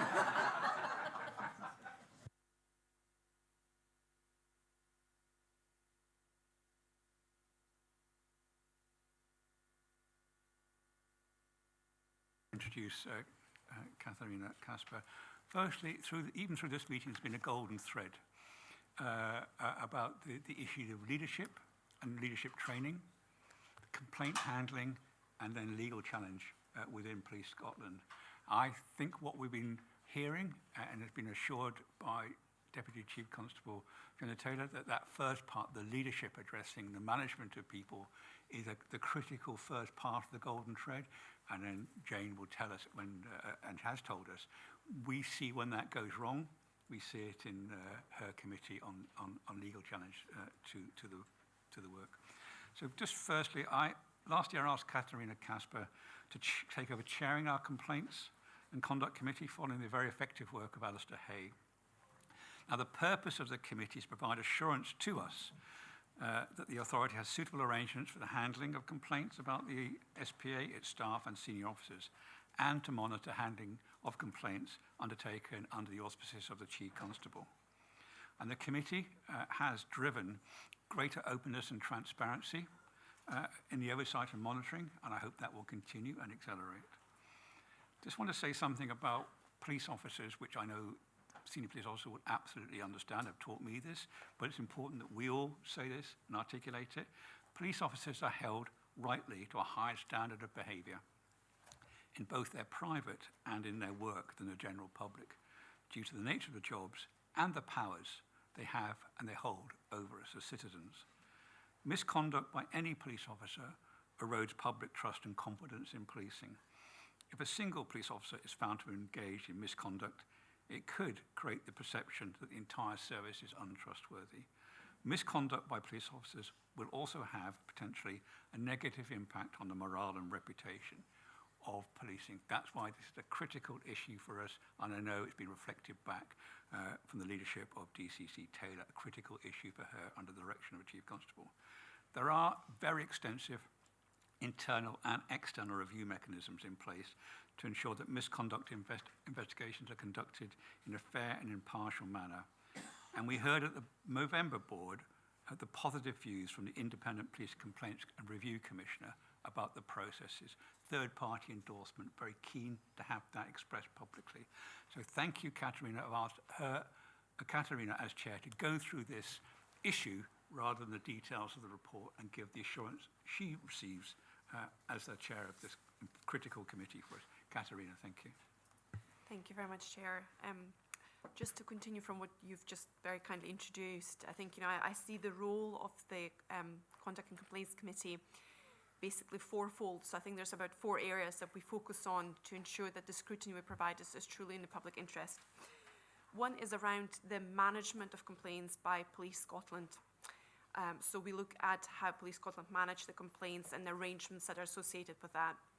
The second area is around additional independent scrutiny, so that's whether that's assurance and audits provided by the SPA or by PERC. The third area is looking at some of the more proactive ways in which Police Scotland aims to address issues of misconduct. For example, the professional boundaries programme is one of those areas. And the fourth area where we specifically look at officers who are currently suspended or whether there's conduct investigations ongoing. So those are the 4 areas. And I think, absolutely, as you indicated, I take sort of the SPA Complaints and Conduct Committee annual report as read. This is the second time that the committee has published this. And so just to add sort of a layer of additional commentary on top of what we as a committee have seen. So when it comes to the management of complaints by Police Scotland, I think we all recognise, and it has been mentioned already in today's proceedings, that the review of complaints handling investigations and misconduct issues by now Lady Angiolini was the catalyst for much of the activity undertaken in this space since the publication of the report in November 2020.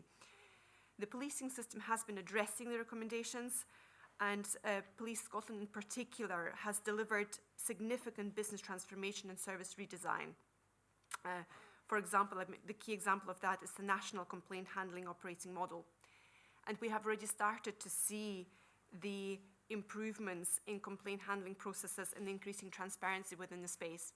But as I've already indicated earlier today as part of my chair's update, the committee is not resting on its laurels. So and I know Police Scotland isn't either. So the main focus for us now is to use the data that is available now through this national lens on complaints handling and really interrogate it for trends, so that rather than it being retrospective, we can actually maybe start looking at it through a more forward-looking lens as well. So, and I know that there's developments that will be happening shortly that will enable Police Scotland to maximise the use of that data and those insights.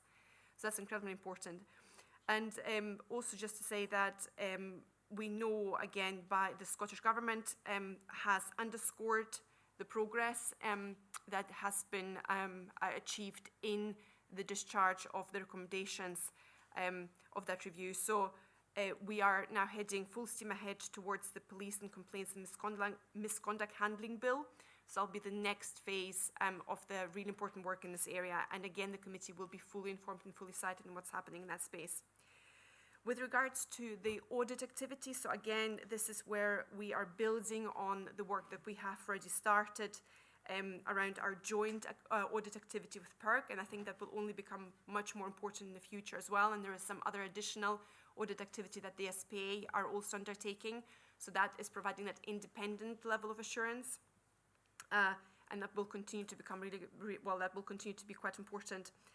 And when particularly, I think when it comes to the third element, which is around the proactive management of misconduct. So the professional boundaries work is hugely important.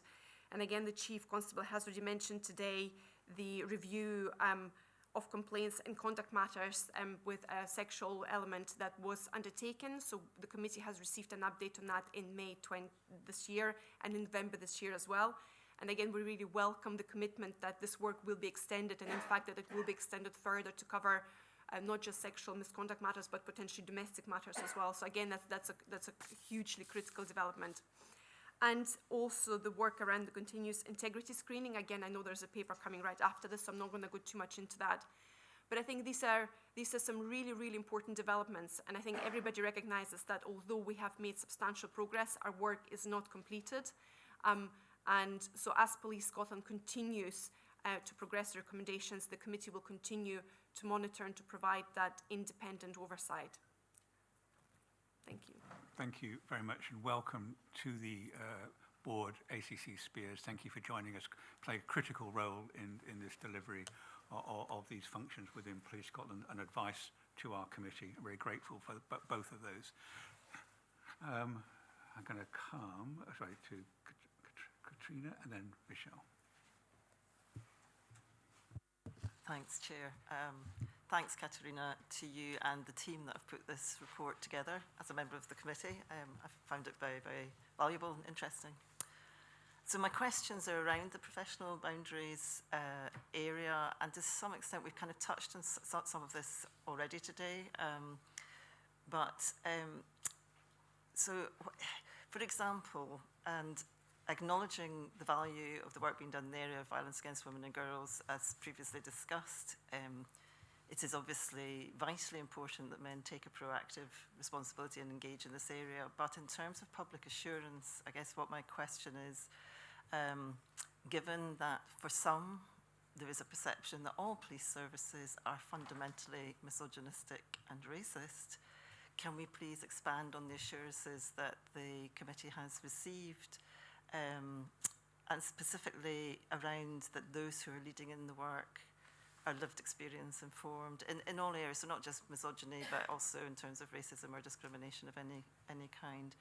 And on the back of that, just expanding and referring to DCC Taylor's earlier remarks too, the Durham survey specifically looked into organisational culture and well-being of the Police Scotland's officers and staff, and highlighted the middle management as being a sort of vulnerable area, if you like. They've been referred to as the culture holders. So again, can we expand on some of the assurances we have as to the support for middle management and the culture, or those that are responsible effectively for the culture and the delivery of services in the local areas? Thank you very much, Katrina. Maybe if I start, and then maybe I will look to colleagues from Police Scotland maybe to come in on some of those areas as well. But I think from a committee perspective, as I say, we absolutely need to maintain the focusing on proactive prevention. So, it is an area of work. It is an area of work where there's a lot of priority that's being focused on it. I think what we need to do is we need to look at strategies that are in place in Police Scotland, and you know, we've already touched earlier today on measuring the output and the impact rather than just the activity. So I think this will remain critical. I mean, as an assurance body, this is what we can do. You know, for us, it's about our noses in, fingers out, letting our colleagues in Police Scotland do the work, but absolutely holding them to account, so that the impact is more clearly visible from all the vast amount of activity that, you know, undoubtedly goes on in this space. So I would really welcome some comments from Police Scotland on that.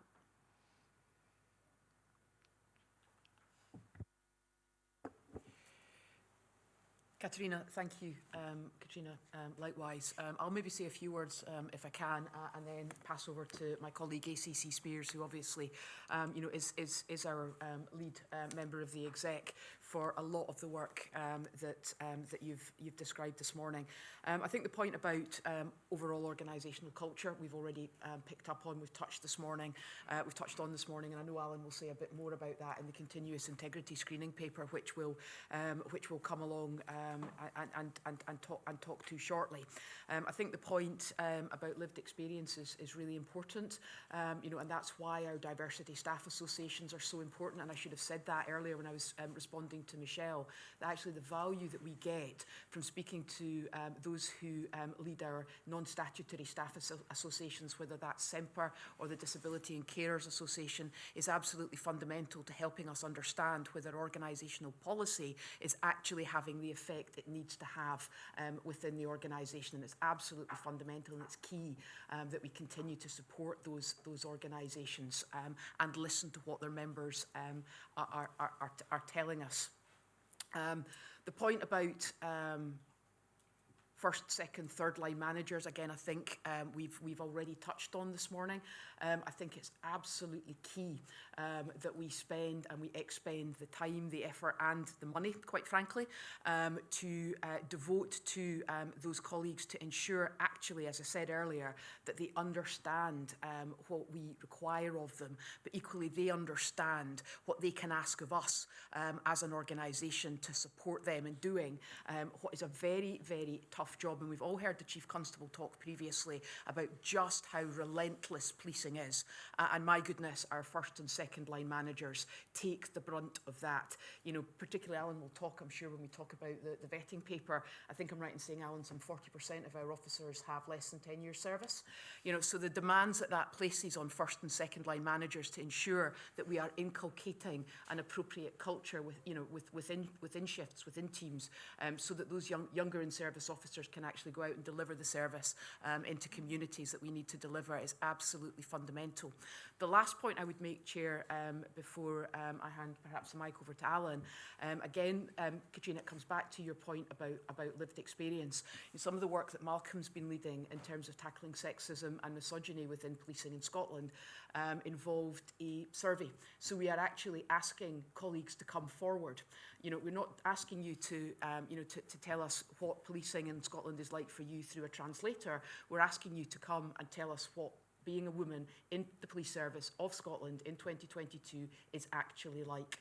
And then we listen to those comments, to those feedback, or to that feedback, and we alter, we amend, we evolve our strategies to ensure that actually we are tackling and addressing the problems and the issues that our colleagues are raising firsthand with us. Hopefully that is sufficient at this point.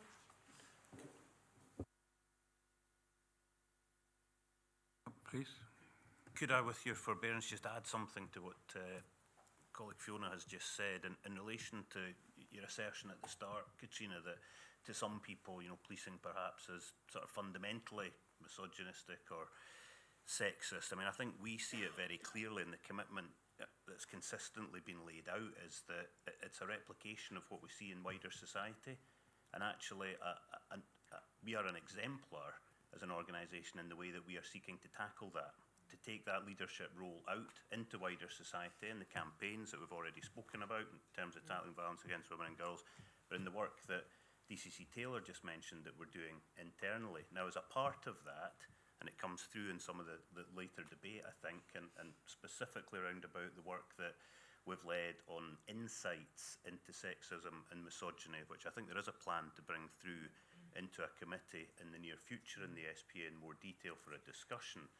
It might appear paradoxical to some that a consequence of that is going to be that there will be a higher level of reporting. We will have to deal with the consequences of opening up forum where people for the first time have the confidence to be able to explore their experiences, and we listen to that and we respond to it, and we should expect and anticipate that that will come through in some responses to things that we'll have to change in ways of policy, strategy, training, awareness, education, etc. But some of it may come through in terms of an increase in conduct or other disposals that show in the data that's yet to come. And I think we should prepare ourselves for that as part of tackling the problem. And perhaps, Chair, if I could just, and I'm very conscious we are probably hijacking Alan's paper, but you know, what we are tending to see now, very much to Malcolm's point, is actually that the work that Alan's team in the conduct arena are doing is increasing because people within our organisation now have the confidence to step forward and report. And we've seen that, you know, in a few quite significant sort of cases of late, that you know, colleagues are no longer prepared, you know, to accept language, behaviour. Those tolerance levels are going down, and quite rightly so, I think. And as a consequence, I think Malcolm's absolutely right. You know, we are preparing ourselves, you know, for actually more work for Alan's team to do, because colleagues quite rightly are calling out behaviours across the organisation which are not consistent with our values. And they feel, I see this as a positive, they feel they are going to be supported, they will be supported in doing exactly that. I know you invited Alan in, but maybe we could try to make sure you don't step on the toes of the next item, if you wouldn't mind, and keep it confined. Yeah, thanks very much, Chair. Good morning, folks. And yeah, my thunder has been stolen. Sorry. I would absolutely affirm DCC Graham's observation around the increase in reporting, and certainly the referrals that's come into the professionalism portfolio has been increasing quarter on quarter in recent times. And I do see that as a very positive thing. We've heard something this morning about the Policing Together programme, and very central to the Policing Together programme is the professionalism and preventions activity that we're undertaking. And there are two key themes in there. It's about training and it's about communication. So we've already rolled out some innovative training right across the force for every member of staff, and we took that training into our senior leadership board with the Chief Constable, and we undertook that training too. We've got a revised training programme for our new recruits that's coming in, and we've also got a year-long communication programme where we're focusing on the standards of professional behaviour. We're currently in month 4, and we're addressing the theme of equality and diversity. So that is a really effective process around communicating and informing officers and staff of the standards that we would expect. And critical to that going forward will be our ability to publish some of the conduct outcomes. I firmly believe there's an enormous amount of learning in that, and within the confines of the regulations, we will look in the coming weeks to start to publish some of that data. I think that'll be very welcome. Can I just come to 2 more questions? Michelle first, and then Jane Ryder. Thanks, Chair, and thanks, Katerina, for the report. It was really interesting. Just a couple of questions. So on page 9, under the complaint handling operating model, there's reference to how the committee heard that the model will deliver a number of benefits around enhancing ownership, accountability, etc. And I'm just wondering whether the committee has a mechanism for hearing the extent to which those benefits are being realised, so how that's going to be kind of managed and monitored in terms of benefits realisation. So that was one question. And the other question relates to both, there's a reference under the heading of Operation Urim about complaints that related to quality of service issues. And there's another reference similarly under the, I think, page 24, under the East Command area, where there's reference to complaints being about quality of service issues. And I'm just wondering again whether the committee's got a mechanism for hearing what those quality of service issues are and how you'll monitor the improvement activity around those. Thank you for those questions, Michelle. I knew somebody would be reading out with, very close scrutiny. Really, really important question. So I think from a benefits perspective, I think so. Again, my take on this as a committee chair, because our role is oversight and assurance activity, obviously. So my take on the benefits is that I see them rather than financial benefits as such. It's operational benefits, and the operational benefits of a national model it's widely acknowledged that a national model provides all sorts of improvements. So it enables more consistent service user experience, because it's a central team that deals with it. It enables generally faster resolution of complaints, because again you've got specialist resource dealing with it. So there is a whole host of benefits that come with a national centralized model versus sort of disparate models where you might have kind of postcode lotteries just in terms of the quality of investigations, the quality of service user engagement, etc., quality of feedback, quality of everything really. So what we are anticipating to see over the course of the next few years is an improvement. So it's a reduction in the time that it takes, for example, for complaints to be on the average reduction of average sort of length of time that it takes to resolve complaints. We are potentially looking to see, what we will be doing is we will be cross-referencing and triangulating the data with what is coming through to PERC as well. So to kind of, again, see if what is being done in Police Scotland, if that is actually driving, for example, better outcomes in the complaints that are being referred to PERC, where PERC saying, no, this was resolved appropriately first time round. So that is, I think, where we will be focusing our attention on, is really seeing, are complaints being resolved more quickly, more efficiently? Are they more being resolved maybe as frontline resolution? And we will also be seeing, as I say, what is happening with those that are being referred on to PERC. Are we seeing improvements in those kind of metrics as well? So that's kind of to answer your first question. So the complaints related to, what was it, service... I think the reference was to service quality or quality of service. Quality of service. So I'll probably have, again, to refer to my colleagues in Police Scotland now. This is something that I believe has been introduced relatively recently into measurement. So this is a relatively new measure, and it is slightly different, I think, to the other complaints. It's a separate category. I will be looking for help from ACC Spears at this stage. Yeah, thanks very much. So quality service has been a long-standing category of complaint. It's not new. Some board members may recall that I did bring a paper to the last committee on quality of service complaints.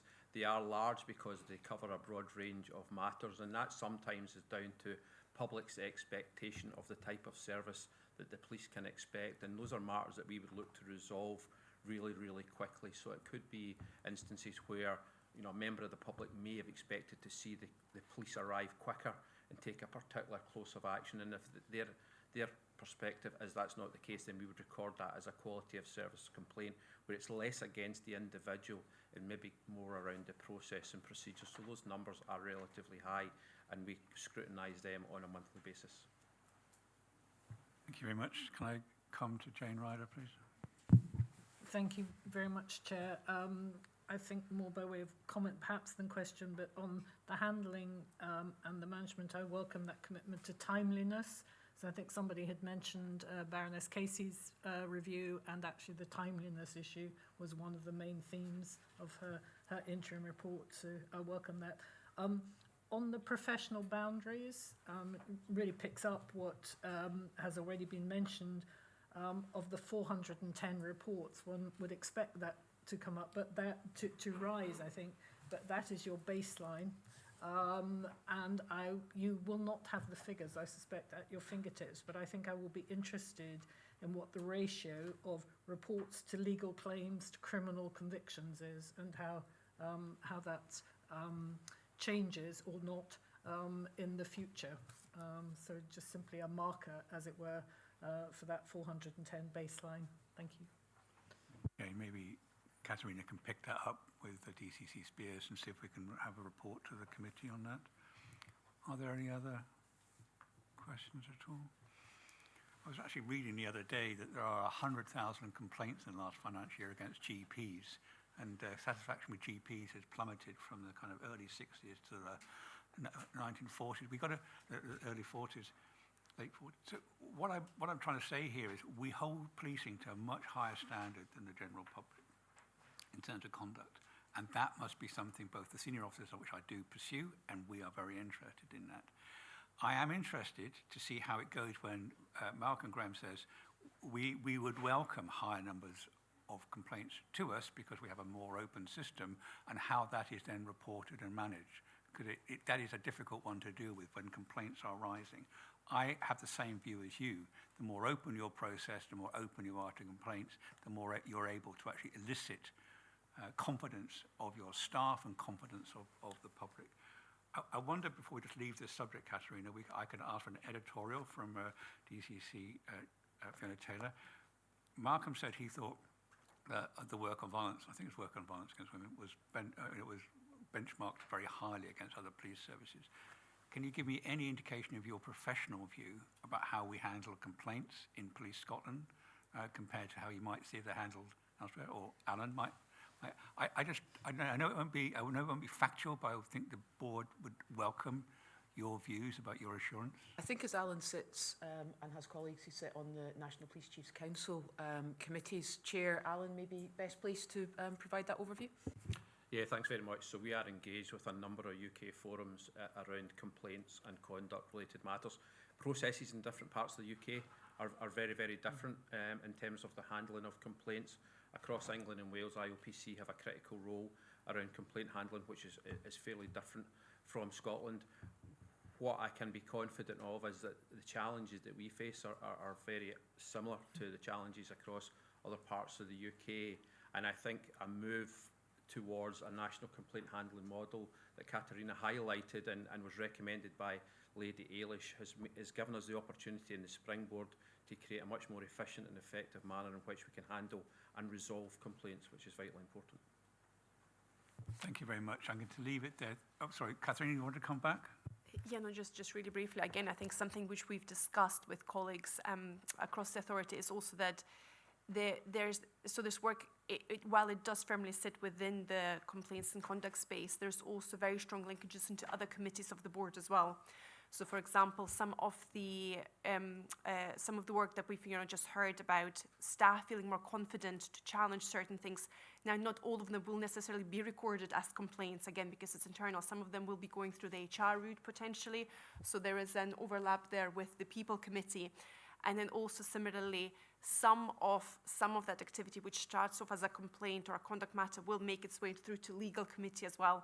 So again, this is something as an authority where we're really looking to kind of work across our committees as well to make sure that, we don't have that siloed approach where we're maybe missing some, again, of the broader trends as well. So that's another piece of work that's ongoing in the background. Thank you. Absolutely. It refers to that golden thread. It's about this starts with who you let into the service. We're going to come on to that, and how you assess when they're in it, what your management techniques are about this area. And the evidence is that quite a lot of stuff that ends up in discipline actually could have been dealt with better earlier on in the system by better management. And I think that's one of the real challenges, and you've addressed that in there. And we'll be looking with you at this, particularly at what Katrina called the culture holders. Your superintendent ranks and your chief superintendents, they are critical to how this is undertaken.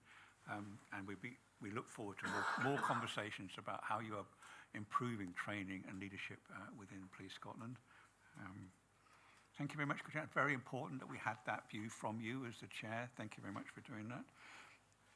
I would now like to move on to agenda item 11, which is Police Scotland continuous integrity screening. I'm going to start with yourself, Sir Ian. Chair, thank you. Just a couple of, I suppose, contextual observations from me about this paper, because this, as we've heard today, there are a whole series of activities, processes, policies, initiatives that we as a service take towards ensuring, in essence, ensuring the integrity of policing in Scotland. And when you're going to hear about the work today that we're doing on what we're calling continuous integrity screening, I would start with going back a number of years and actually the creation of a command area called professionalism. That didn't exist prior to me becoming Chief Constable. ACC Spears has professionalism and assurance within that. There was not an Assistant Chief Constable. We've now put an Assistant Chief Constable into our Policing Together work. Now, this has been driven very, very closely by DCC Taylor. She and I would say, genuinely have spoken every day, both in terms of the working week, but often outside hours, on this matter. So professionalism has been a focus, and bringing together how we recruit, how we identify issues that are coming from litigation matters, how we identify issues that are coming from our staff survey, how we look at our vetting processes. This is not something that has simply emerged in the last number of weeks or months. This is something that whenever we as a senior command team came together back in 17 and developed into 18, that we knew this was an absolute key priority. So when you hear the work today that we've put additional resources in, we put additional resources into vetting back 12 months ago. It was identified 16, 18 months ago that we as a service, Police Scotland, wanted to make sure that the integrity of our service was of the highest. And therefore, when we talk about this continuous integrity screening, this is not a short-term piece of work. This is something that has been sustained over a number of years, and there is more to do and will be sustained going forward. But I think it's really important to put it into that context, and I thank Fiona Allen and many, many of their colleagues right across the organisation, in training departments, in recruitment, in our professional standards department, in our counter-corruption teams, in our divisions, our local commanders, our leaders, in David's world in terms of corporate support. Everybody's got to focus on making sure this organisation has integrity and has a trust. So this continuous integrity screening needs to be seen in that context, that this is something we've initiated over a number of years and will continue for many years to come. Thank you, Chair. I want to maybe pass to DC Taylor. Okay, straight to ACC Spears. Thank you. Thanks very much, Chief Constable. Thanks very much, Chair. So the purpose of the paper is to give you an overview of our continuous integrity screening programme, and the Chief Constable in his report talked about the enhancement to our vetting team some year ago. That now gives us a team within Police Scotland of around 50 members of staff who are engaged in vetting activity. It's allowed us to introduce a reaffirmation programme for probationers, which in effect means that in the first week of service, before they take the oath of office with the Chief Constable, they will be re-vetted and their vetting reconsidered. We're also looking to introduce on the 1st of April a programme of randomised re-vetting, where we will re-vet over 1,200 employees over the course of a year from start to finish. But that builds on an enormous amount of work that the vetting function does, and I think it's really important to highlight that. We complete over 5,000 vetting applications every year. We have half our frontline officers have less than 10 years service, so they're newer to the organisation. We have 5,000 employees who are vetted to a higher level than recruitment vetting, which means they're re-vetted much more frequently, and in some cases that vetting is reviewed on an annual basis. And within my function of professional standards, we receive about 2,000 referrals for a whole range of matters over the course of a year, and in effect we are scrutinising every single referral and every associated system. So there is an enormous amount of work within Police Scotland within the vetting space. What the continuous integrity screening programme will do will build on that. The rationale and reasons for that are well outlined within the paper and have been well publicised in the media, but we will undertake, and we have started that programme of reviewing all 23,000 and more employees within Police Scotland against a number of key systems. That first part of the work will be concluded by the 31st of March. It's on schedule alongside all other forces within the UK, but within Scotland we will go further than what was recommended across the UK, and we will look at some of the systems that are unique to Scotland. Or Scottish Intelligence Database will be one, and we will scrutinise every employee in that exercise. And as I say, the first part of that programme will conclude by the 31st of March. In addition to that, we've spoken a little bit today about revisiting all referrals or complaints or allegations of sexual misconduct and domestic abuse, and we've now committed and started that piece of work. We'll look at the last 3 years and we'll build on the work that I've previously reported through to the Complaints Committee. And importantly, alongside that, we're looking at our investigative wellbeing, the wellbeing of the officers who are subject to complaints, but also the officers and staff who may be the victim of such matters. And we have a very robust investigative wellbeing policy which we've communicated across the force. I've said earlier a little bit about the Policing Together programme because this activity very much complements that, and there is some detail contained within the report. But I'll probably just pause there, Chair, and be happy to take any questions. Thank you very much, Neil. I'm going to ask Tom Halpin to lead on the questions on this, and other board members may want to come in. Tom. Thank you, Chair and ACC Spears. So to frame this, I would expect my questions to follow up, so just so that we develop some of the issues.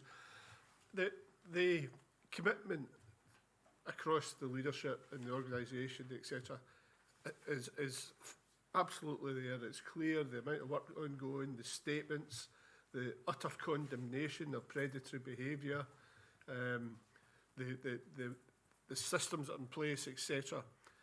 And you know that there's an ugly reality that if you're a victim, that can appear very hollow. You know, so it's about the effectiveness of that I want to focus my line of discussion with you on.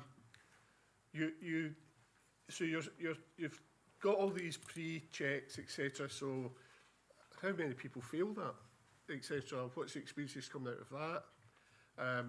You then go on to talk about you've been doing over recent months checking everybody so that nobody has got through the net. But I know that the College of Police and Guidance says that should happen every 10 years.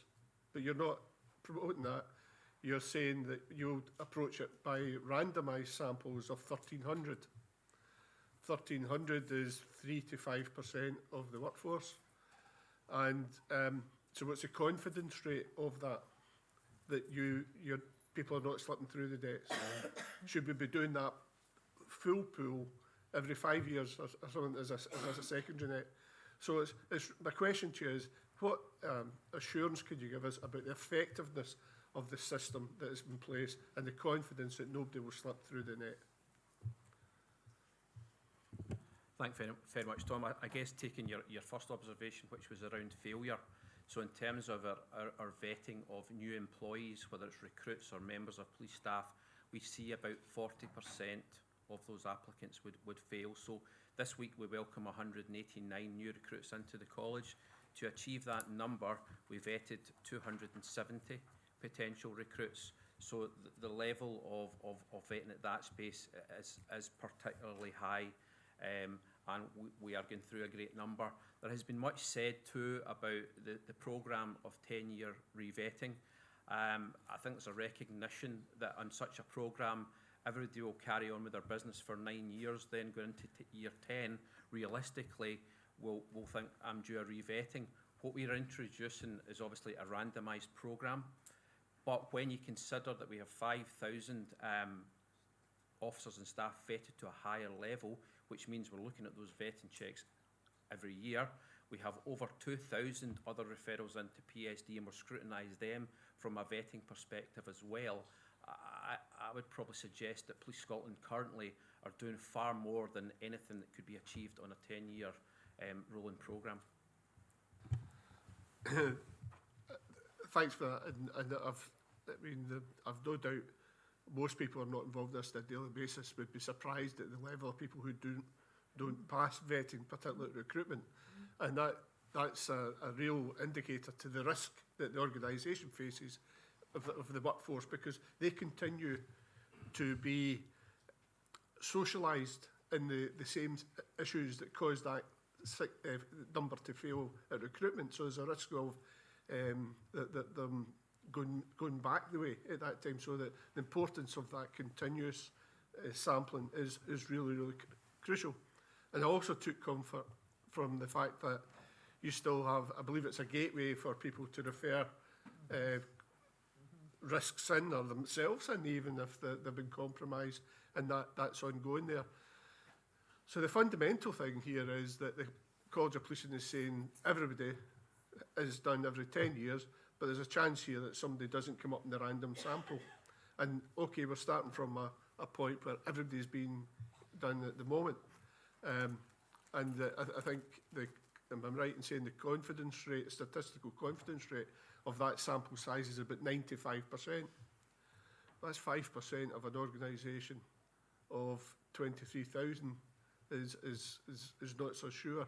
So fundamentally, my question is, do we need to do this catch-all, not every year, but maybe at some period in the future, whether it be 5 years, 10 years, so that you just give yourself that reassurance? Perhaps if I could just maybe come in advance of Alan there, Tom, and then I'll pass back to the ACC. So I think there are a couple of sort of safeguards in addition to those that we've maybe discussed this morning. The first is, and I think the Chief maybe alluded to this earlier, HMICS is currently undertaking their inspection into our organisational culture, and an element of that inspection is to review, to audit and to provide a degree of assurance around our vetting practices as they stand at the moment. Now, I'm very grateful to the HMI because he's agreed to prioritise that piece of work. So that actually what we're doing is looking at a whole systems approach. If anything starts to come to light through the work that the HMI is doing, then clearly that will give us pause for thought around, well, should we perhaps be doing something more? Should we be doing something differently? Should we be targeting a different a different sort of subgroup of our organisation? So I'm really looking forward to the results of the work that Craig and his team will be bringing forward in the next few months.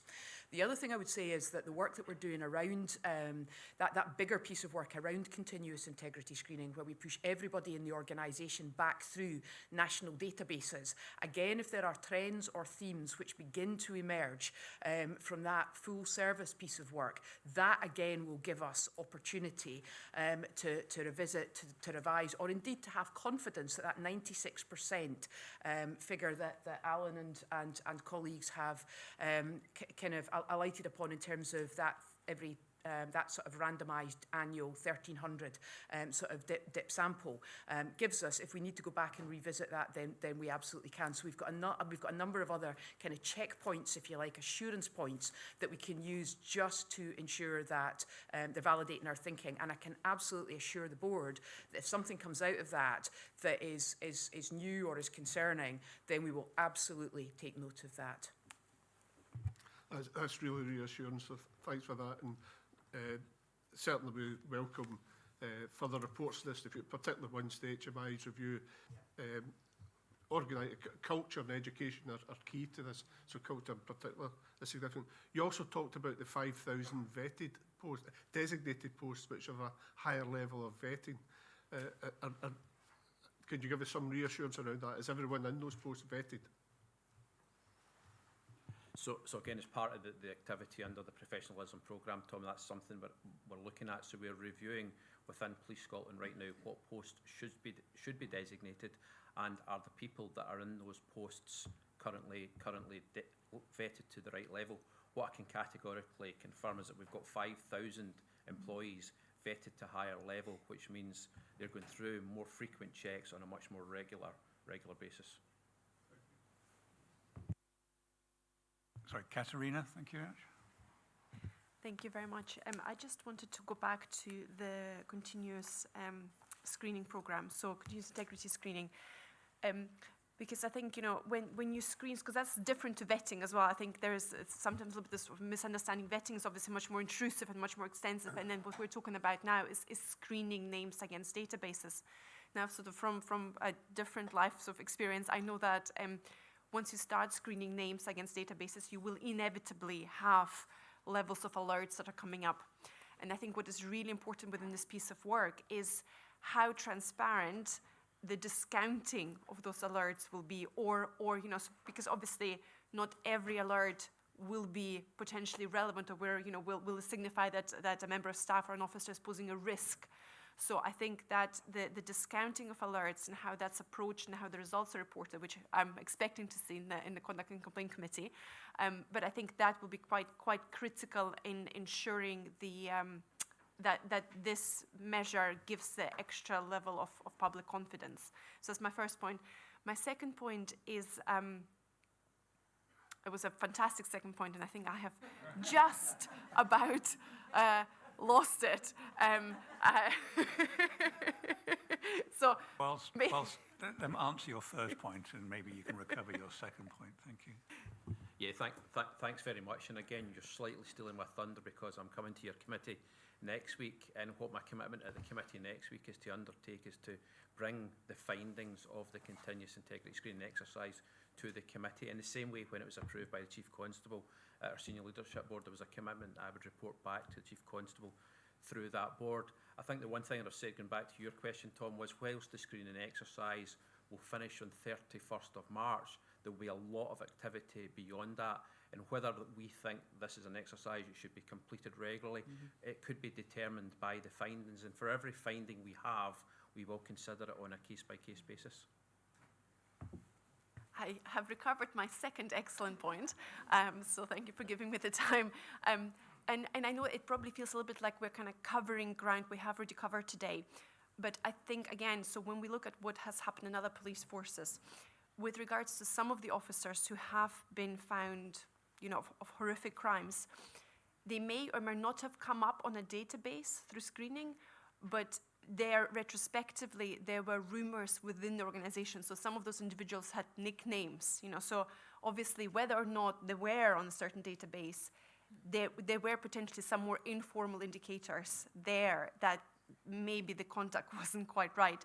So, and that's, I suppose, that presents a much larger challenge, you know, and I know that all the work around professional boundaries and the culture element that, again, you know, I do feel like we're recovering ground we have already covered, but I think it's important to recognize, I think at this stage, that some kind of higher risk flags will not necessarily be picked up by screening, but it needs to be a holistic approach where we're challenging everybody in the organization to raise those red flags where we can. But I know I'm preaching to converted because we have covered this already today. Thank you. I mean, it does relate back to what we are being assured about the campaigns about personal responsibility within policing. And it's beyond, I agree. And maybe we can come back through your committee or wherever to look at that issue. Because I think the Chief Constable started with, if we see this process of continuous integrity as just one aspect, that would get it wrong right from the beginning. Are you let on to the policing, into the policing family screening? 40% are not let in. Once you're there, what kind of training do you have? Once you've promoted, what kind of support do you have? If you complain what you're doing, whether diversity groups' voices, so I think that will be an important point, because the informal mechanism to alert, to start a process are best in the most open and encouraging organisations, and that's what we need to get assurance back from ACC Spears, that's what they're driving. And you come back and constantly to Michelle's point, how are we measuring this? How are we measuring the change? What factors do we see to improve? And we should build in this idea that we may want to see increased number of complaints. We have, if that is not a strange outcome, which it isn't from what Malcolm Graham said, more open you are as an organisation, you might encourage more complaints. I know Katrina wants to come in, and then I'm going to stop. I'm not going to stop the meeting, I'm afraid. You've got more work to do, but I'm going to stop this item. Thanks, Chair. Just very quickly, I just wanted to comment that, and it does follow on from what's been discussed already, the comments about the well-being of the officers and staff, whether victim or subject, because it's actually incredibly difficult to challenge bosses or an organisation as a member of staff. It takes a lot of courage. It's also the case that not all complaints are going to be upheld because, you know, for whatever reason, and it's really important that people who are accused of misconduct or whatever poor behaviour are also supported while they go through that process. So I was just really wanting to say that I really welcome your comments on that. One final point for clarification for me.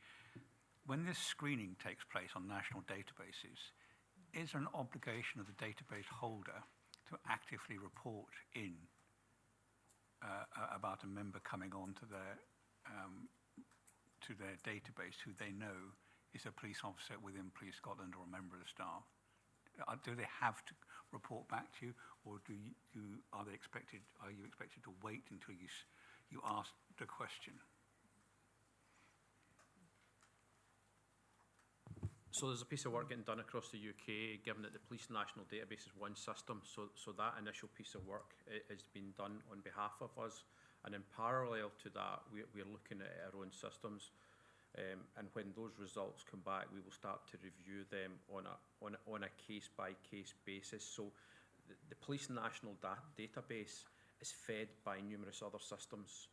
So if I found information on one of our Police Scotland systems, it should in some instances be replicated on the Police National Database. So there is a range of systems that feed into that. So I'm confident that the results that come from that will be very accurate, and we'll work on that.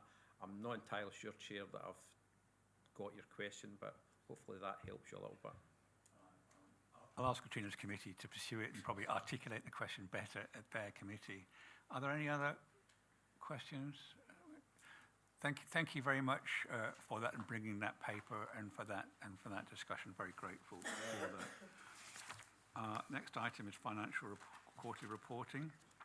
Again, this report was discussed at our resources committee, and I'd welcome Lynn Brown, for the head of corporate finance in Police Scotland, to attend. Welcome, Lynn, and open it up for questions. So let me get this clear.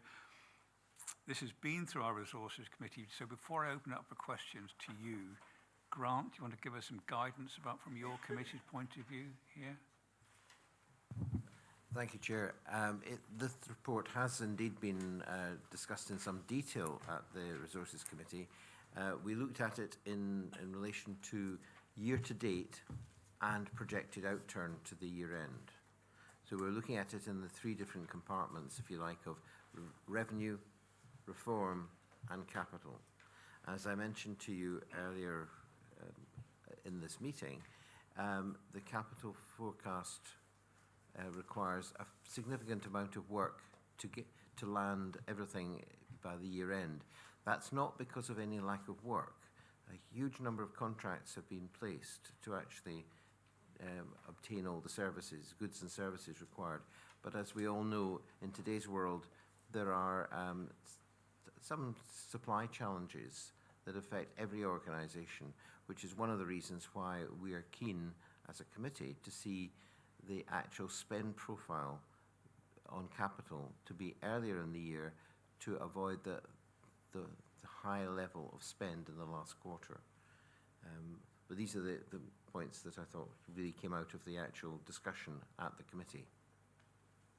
Thank you, Grant. And you noted those in your chair's report. They're in your committee minute, which is very useful to have, and we had a brief discussion. So, welcome, Lynn. Is there anything you want to add or bring our attention to in the report?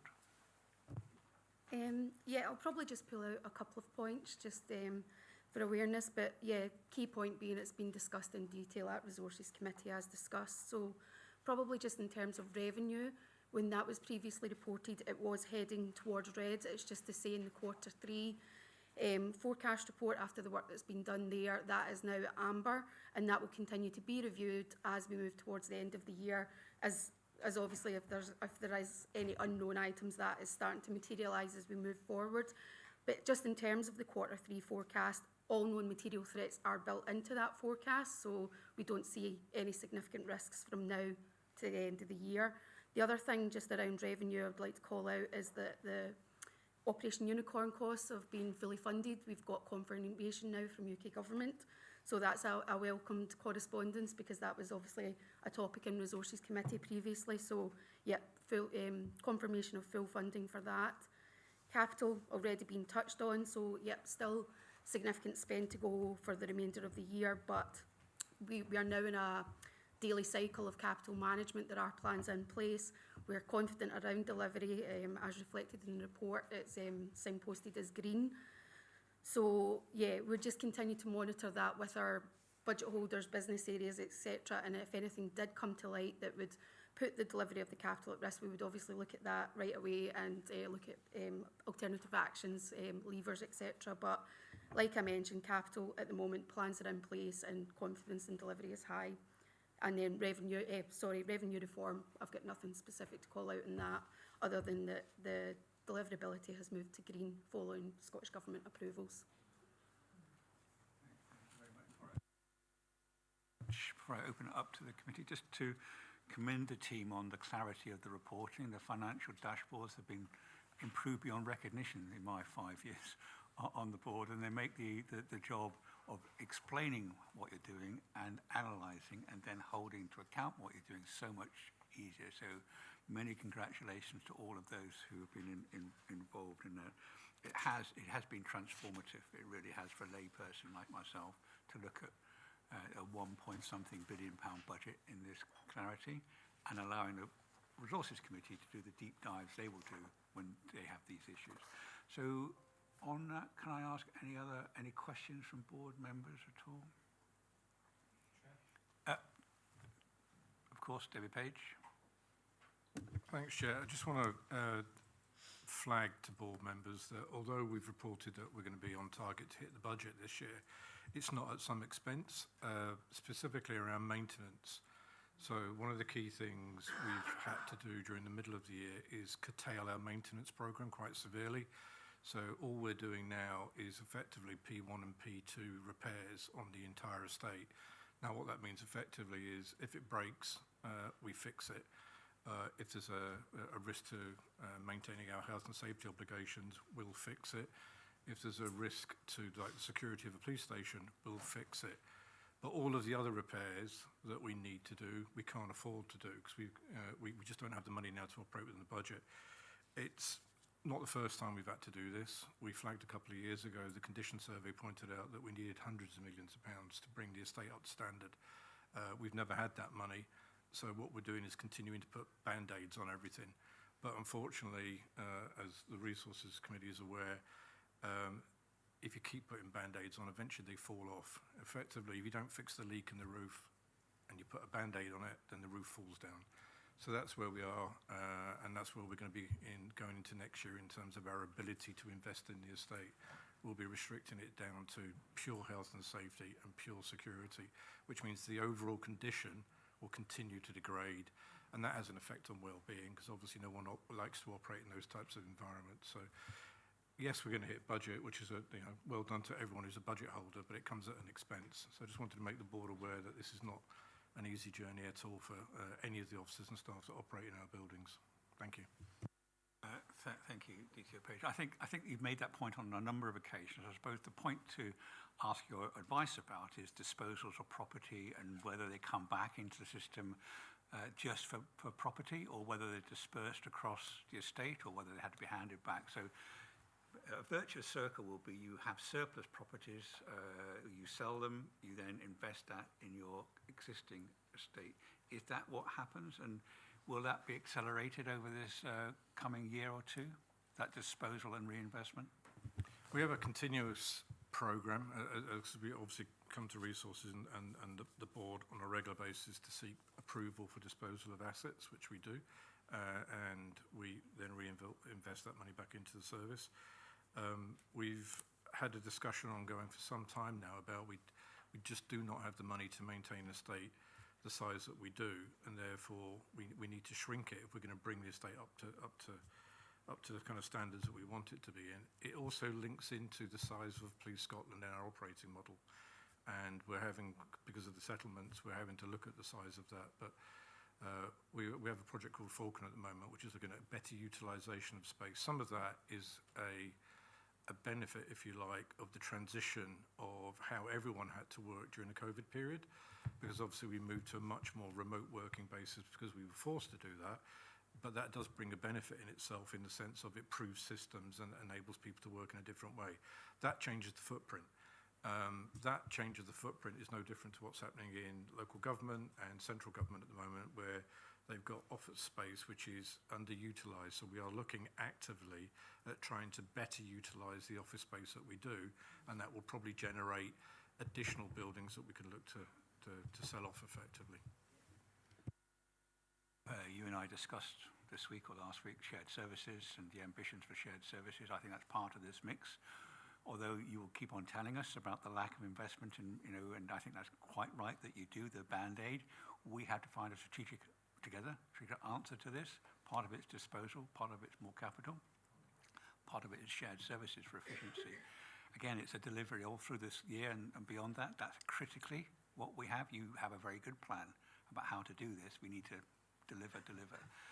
On estates, I know that Tom Halpin has been a champion on the board for both how the estate looks at the public and how that affects policing confidence. And I don't think he'll hold back in saying that he would like better investment. And anyone to add at the moment, Tom? 'Cause I know that you're a champion. You are our champion on this. Obviously not successful at this stage. I really recognise the challenge and the strategic intention and all the rest of it. The concern I would just like to record is that if you can only do what's termed the P1 and P2 work, it means that aesthetics has got no place and doesn't have any place next year either. And if you think of that, that's where people work, that's where people see when they come to physical interact with policing, and there's a huge impact on confidence and trust in policing as well. Not to mention what it must be like if you're working in a place that you've had a leak repaired, but you still see the damage that's been caused as you go about your work. So I do believe that this is a strategic issue for the authority as well as Police Scotland, and we can't take a focus off that. While this is a temporary solution to balance a budget at the moment, it can't continue. And you've intimated today one other year already, and that causes me concern as a member of the authority. I know in resources we're having this dialogue all the time, and we'll continue to do that. But I think publicly it needs to be acknowledged that that is a real weakness in the continuing operation of police in Scotland. Chief Constable, thank you. Chair, thank you, David. Tom, thank you very much. I mean, let's be very clear. I mean, when Police Scotland came into being, we inherited 60 unoccupied buildings that were not fit for purpose, that weren't being used. Our estate, it's not because we don't have enough money to maintain the estate. The estate isn't the estate that we want. A lot of this is decades of underinvestment. A new police office in Oban, a new police office in Ayr, they've been on the agenda for decades. Police Scotland are addressing these issues, trying to get people out of poor premises. It's not to maintain those premises, it's to get out of them.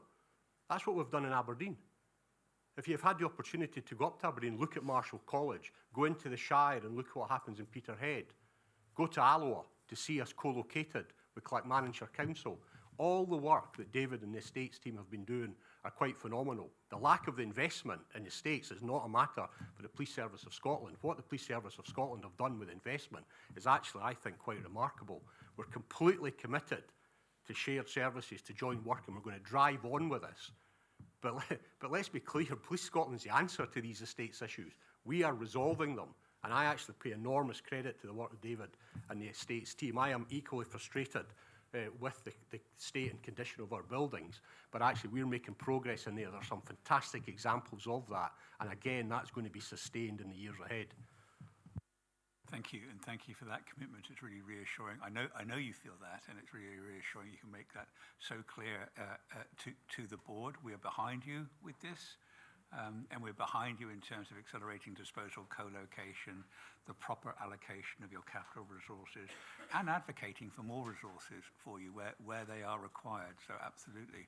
I think you're right that you have disposed of 150 buildings over the 10 years, am I right? And that's not easy to do. The level of community engagement, it'll be pushed back on us, or Police Scotland are withdrawing from communities. Very often these disposals are unused buildings that haven't been used for years, or they're small front offices on something that's actually a residential building. So we need that support. We need to hold our nerve to do the right thing. This is about designing the right service. The buildings are there as a facilitator around that. We're getting co-located. We don't need all that traditional Victorian, outdated buildings that we inherited.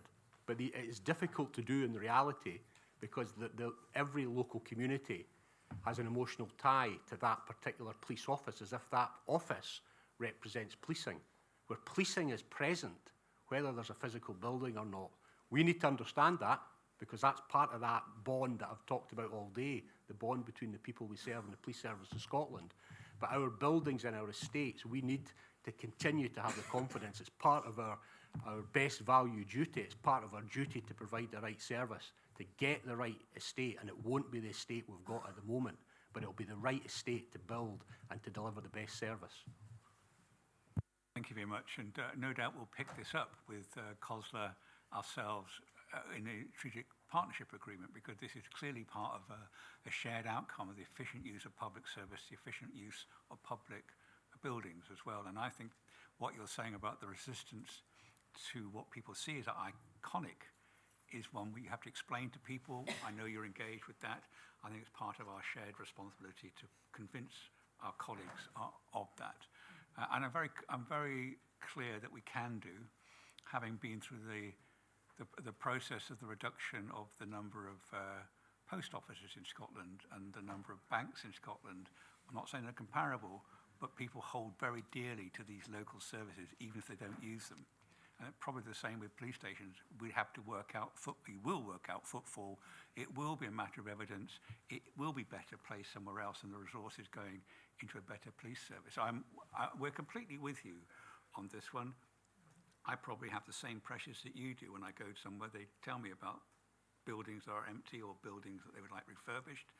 And we have to be explaining in clear evidential terms what a modern police service looks like. And a modern police service is much more likely to be responding to digital demands on its service than physical knocking on the door. But there is where the future will lie for us in policing terms, to talk about the structure. Now, Grant, and then I'm finishing. Yes. Thanks, Chair. I just wanted to clarify that the Resources Committee have gone into the whole question of the estates in some detail, and just last month we had a very detailed explanation of what's happened to date since the authority was formed and the plans forward, some of which has been mentioned by DCO Page and by the Chief Constable just now. We're very conscious that not only in looking at the results for this year, but in planning the budget for next year, we are conscious that a very high percentage of our total budget relates to pay. So there's a limited amount of money available for other areas of activity, for non-pay generally, but very much the focus is on how to actually address the whole question of dealing with our estate in a proper, continue to deal with the estate in an effective way in the journey ahead. Bearing in mind that everything that, with current rates of inflation, everything costs a lot more. The more you defer the activity, the more it's ultimately going to cost.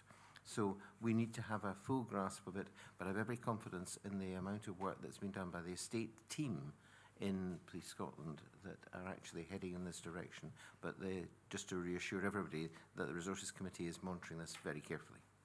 Thank you. I appreciate that, Grant. Thank you very much for that.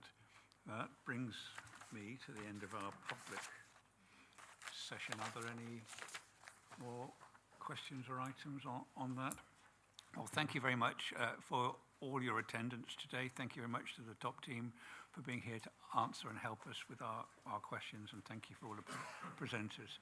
And we're going to have a break now, and then we're going to come back in private session afterwards. 1:30.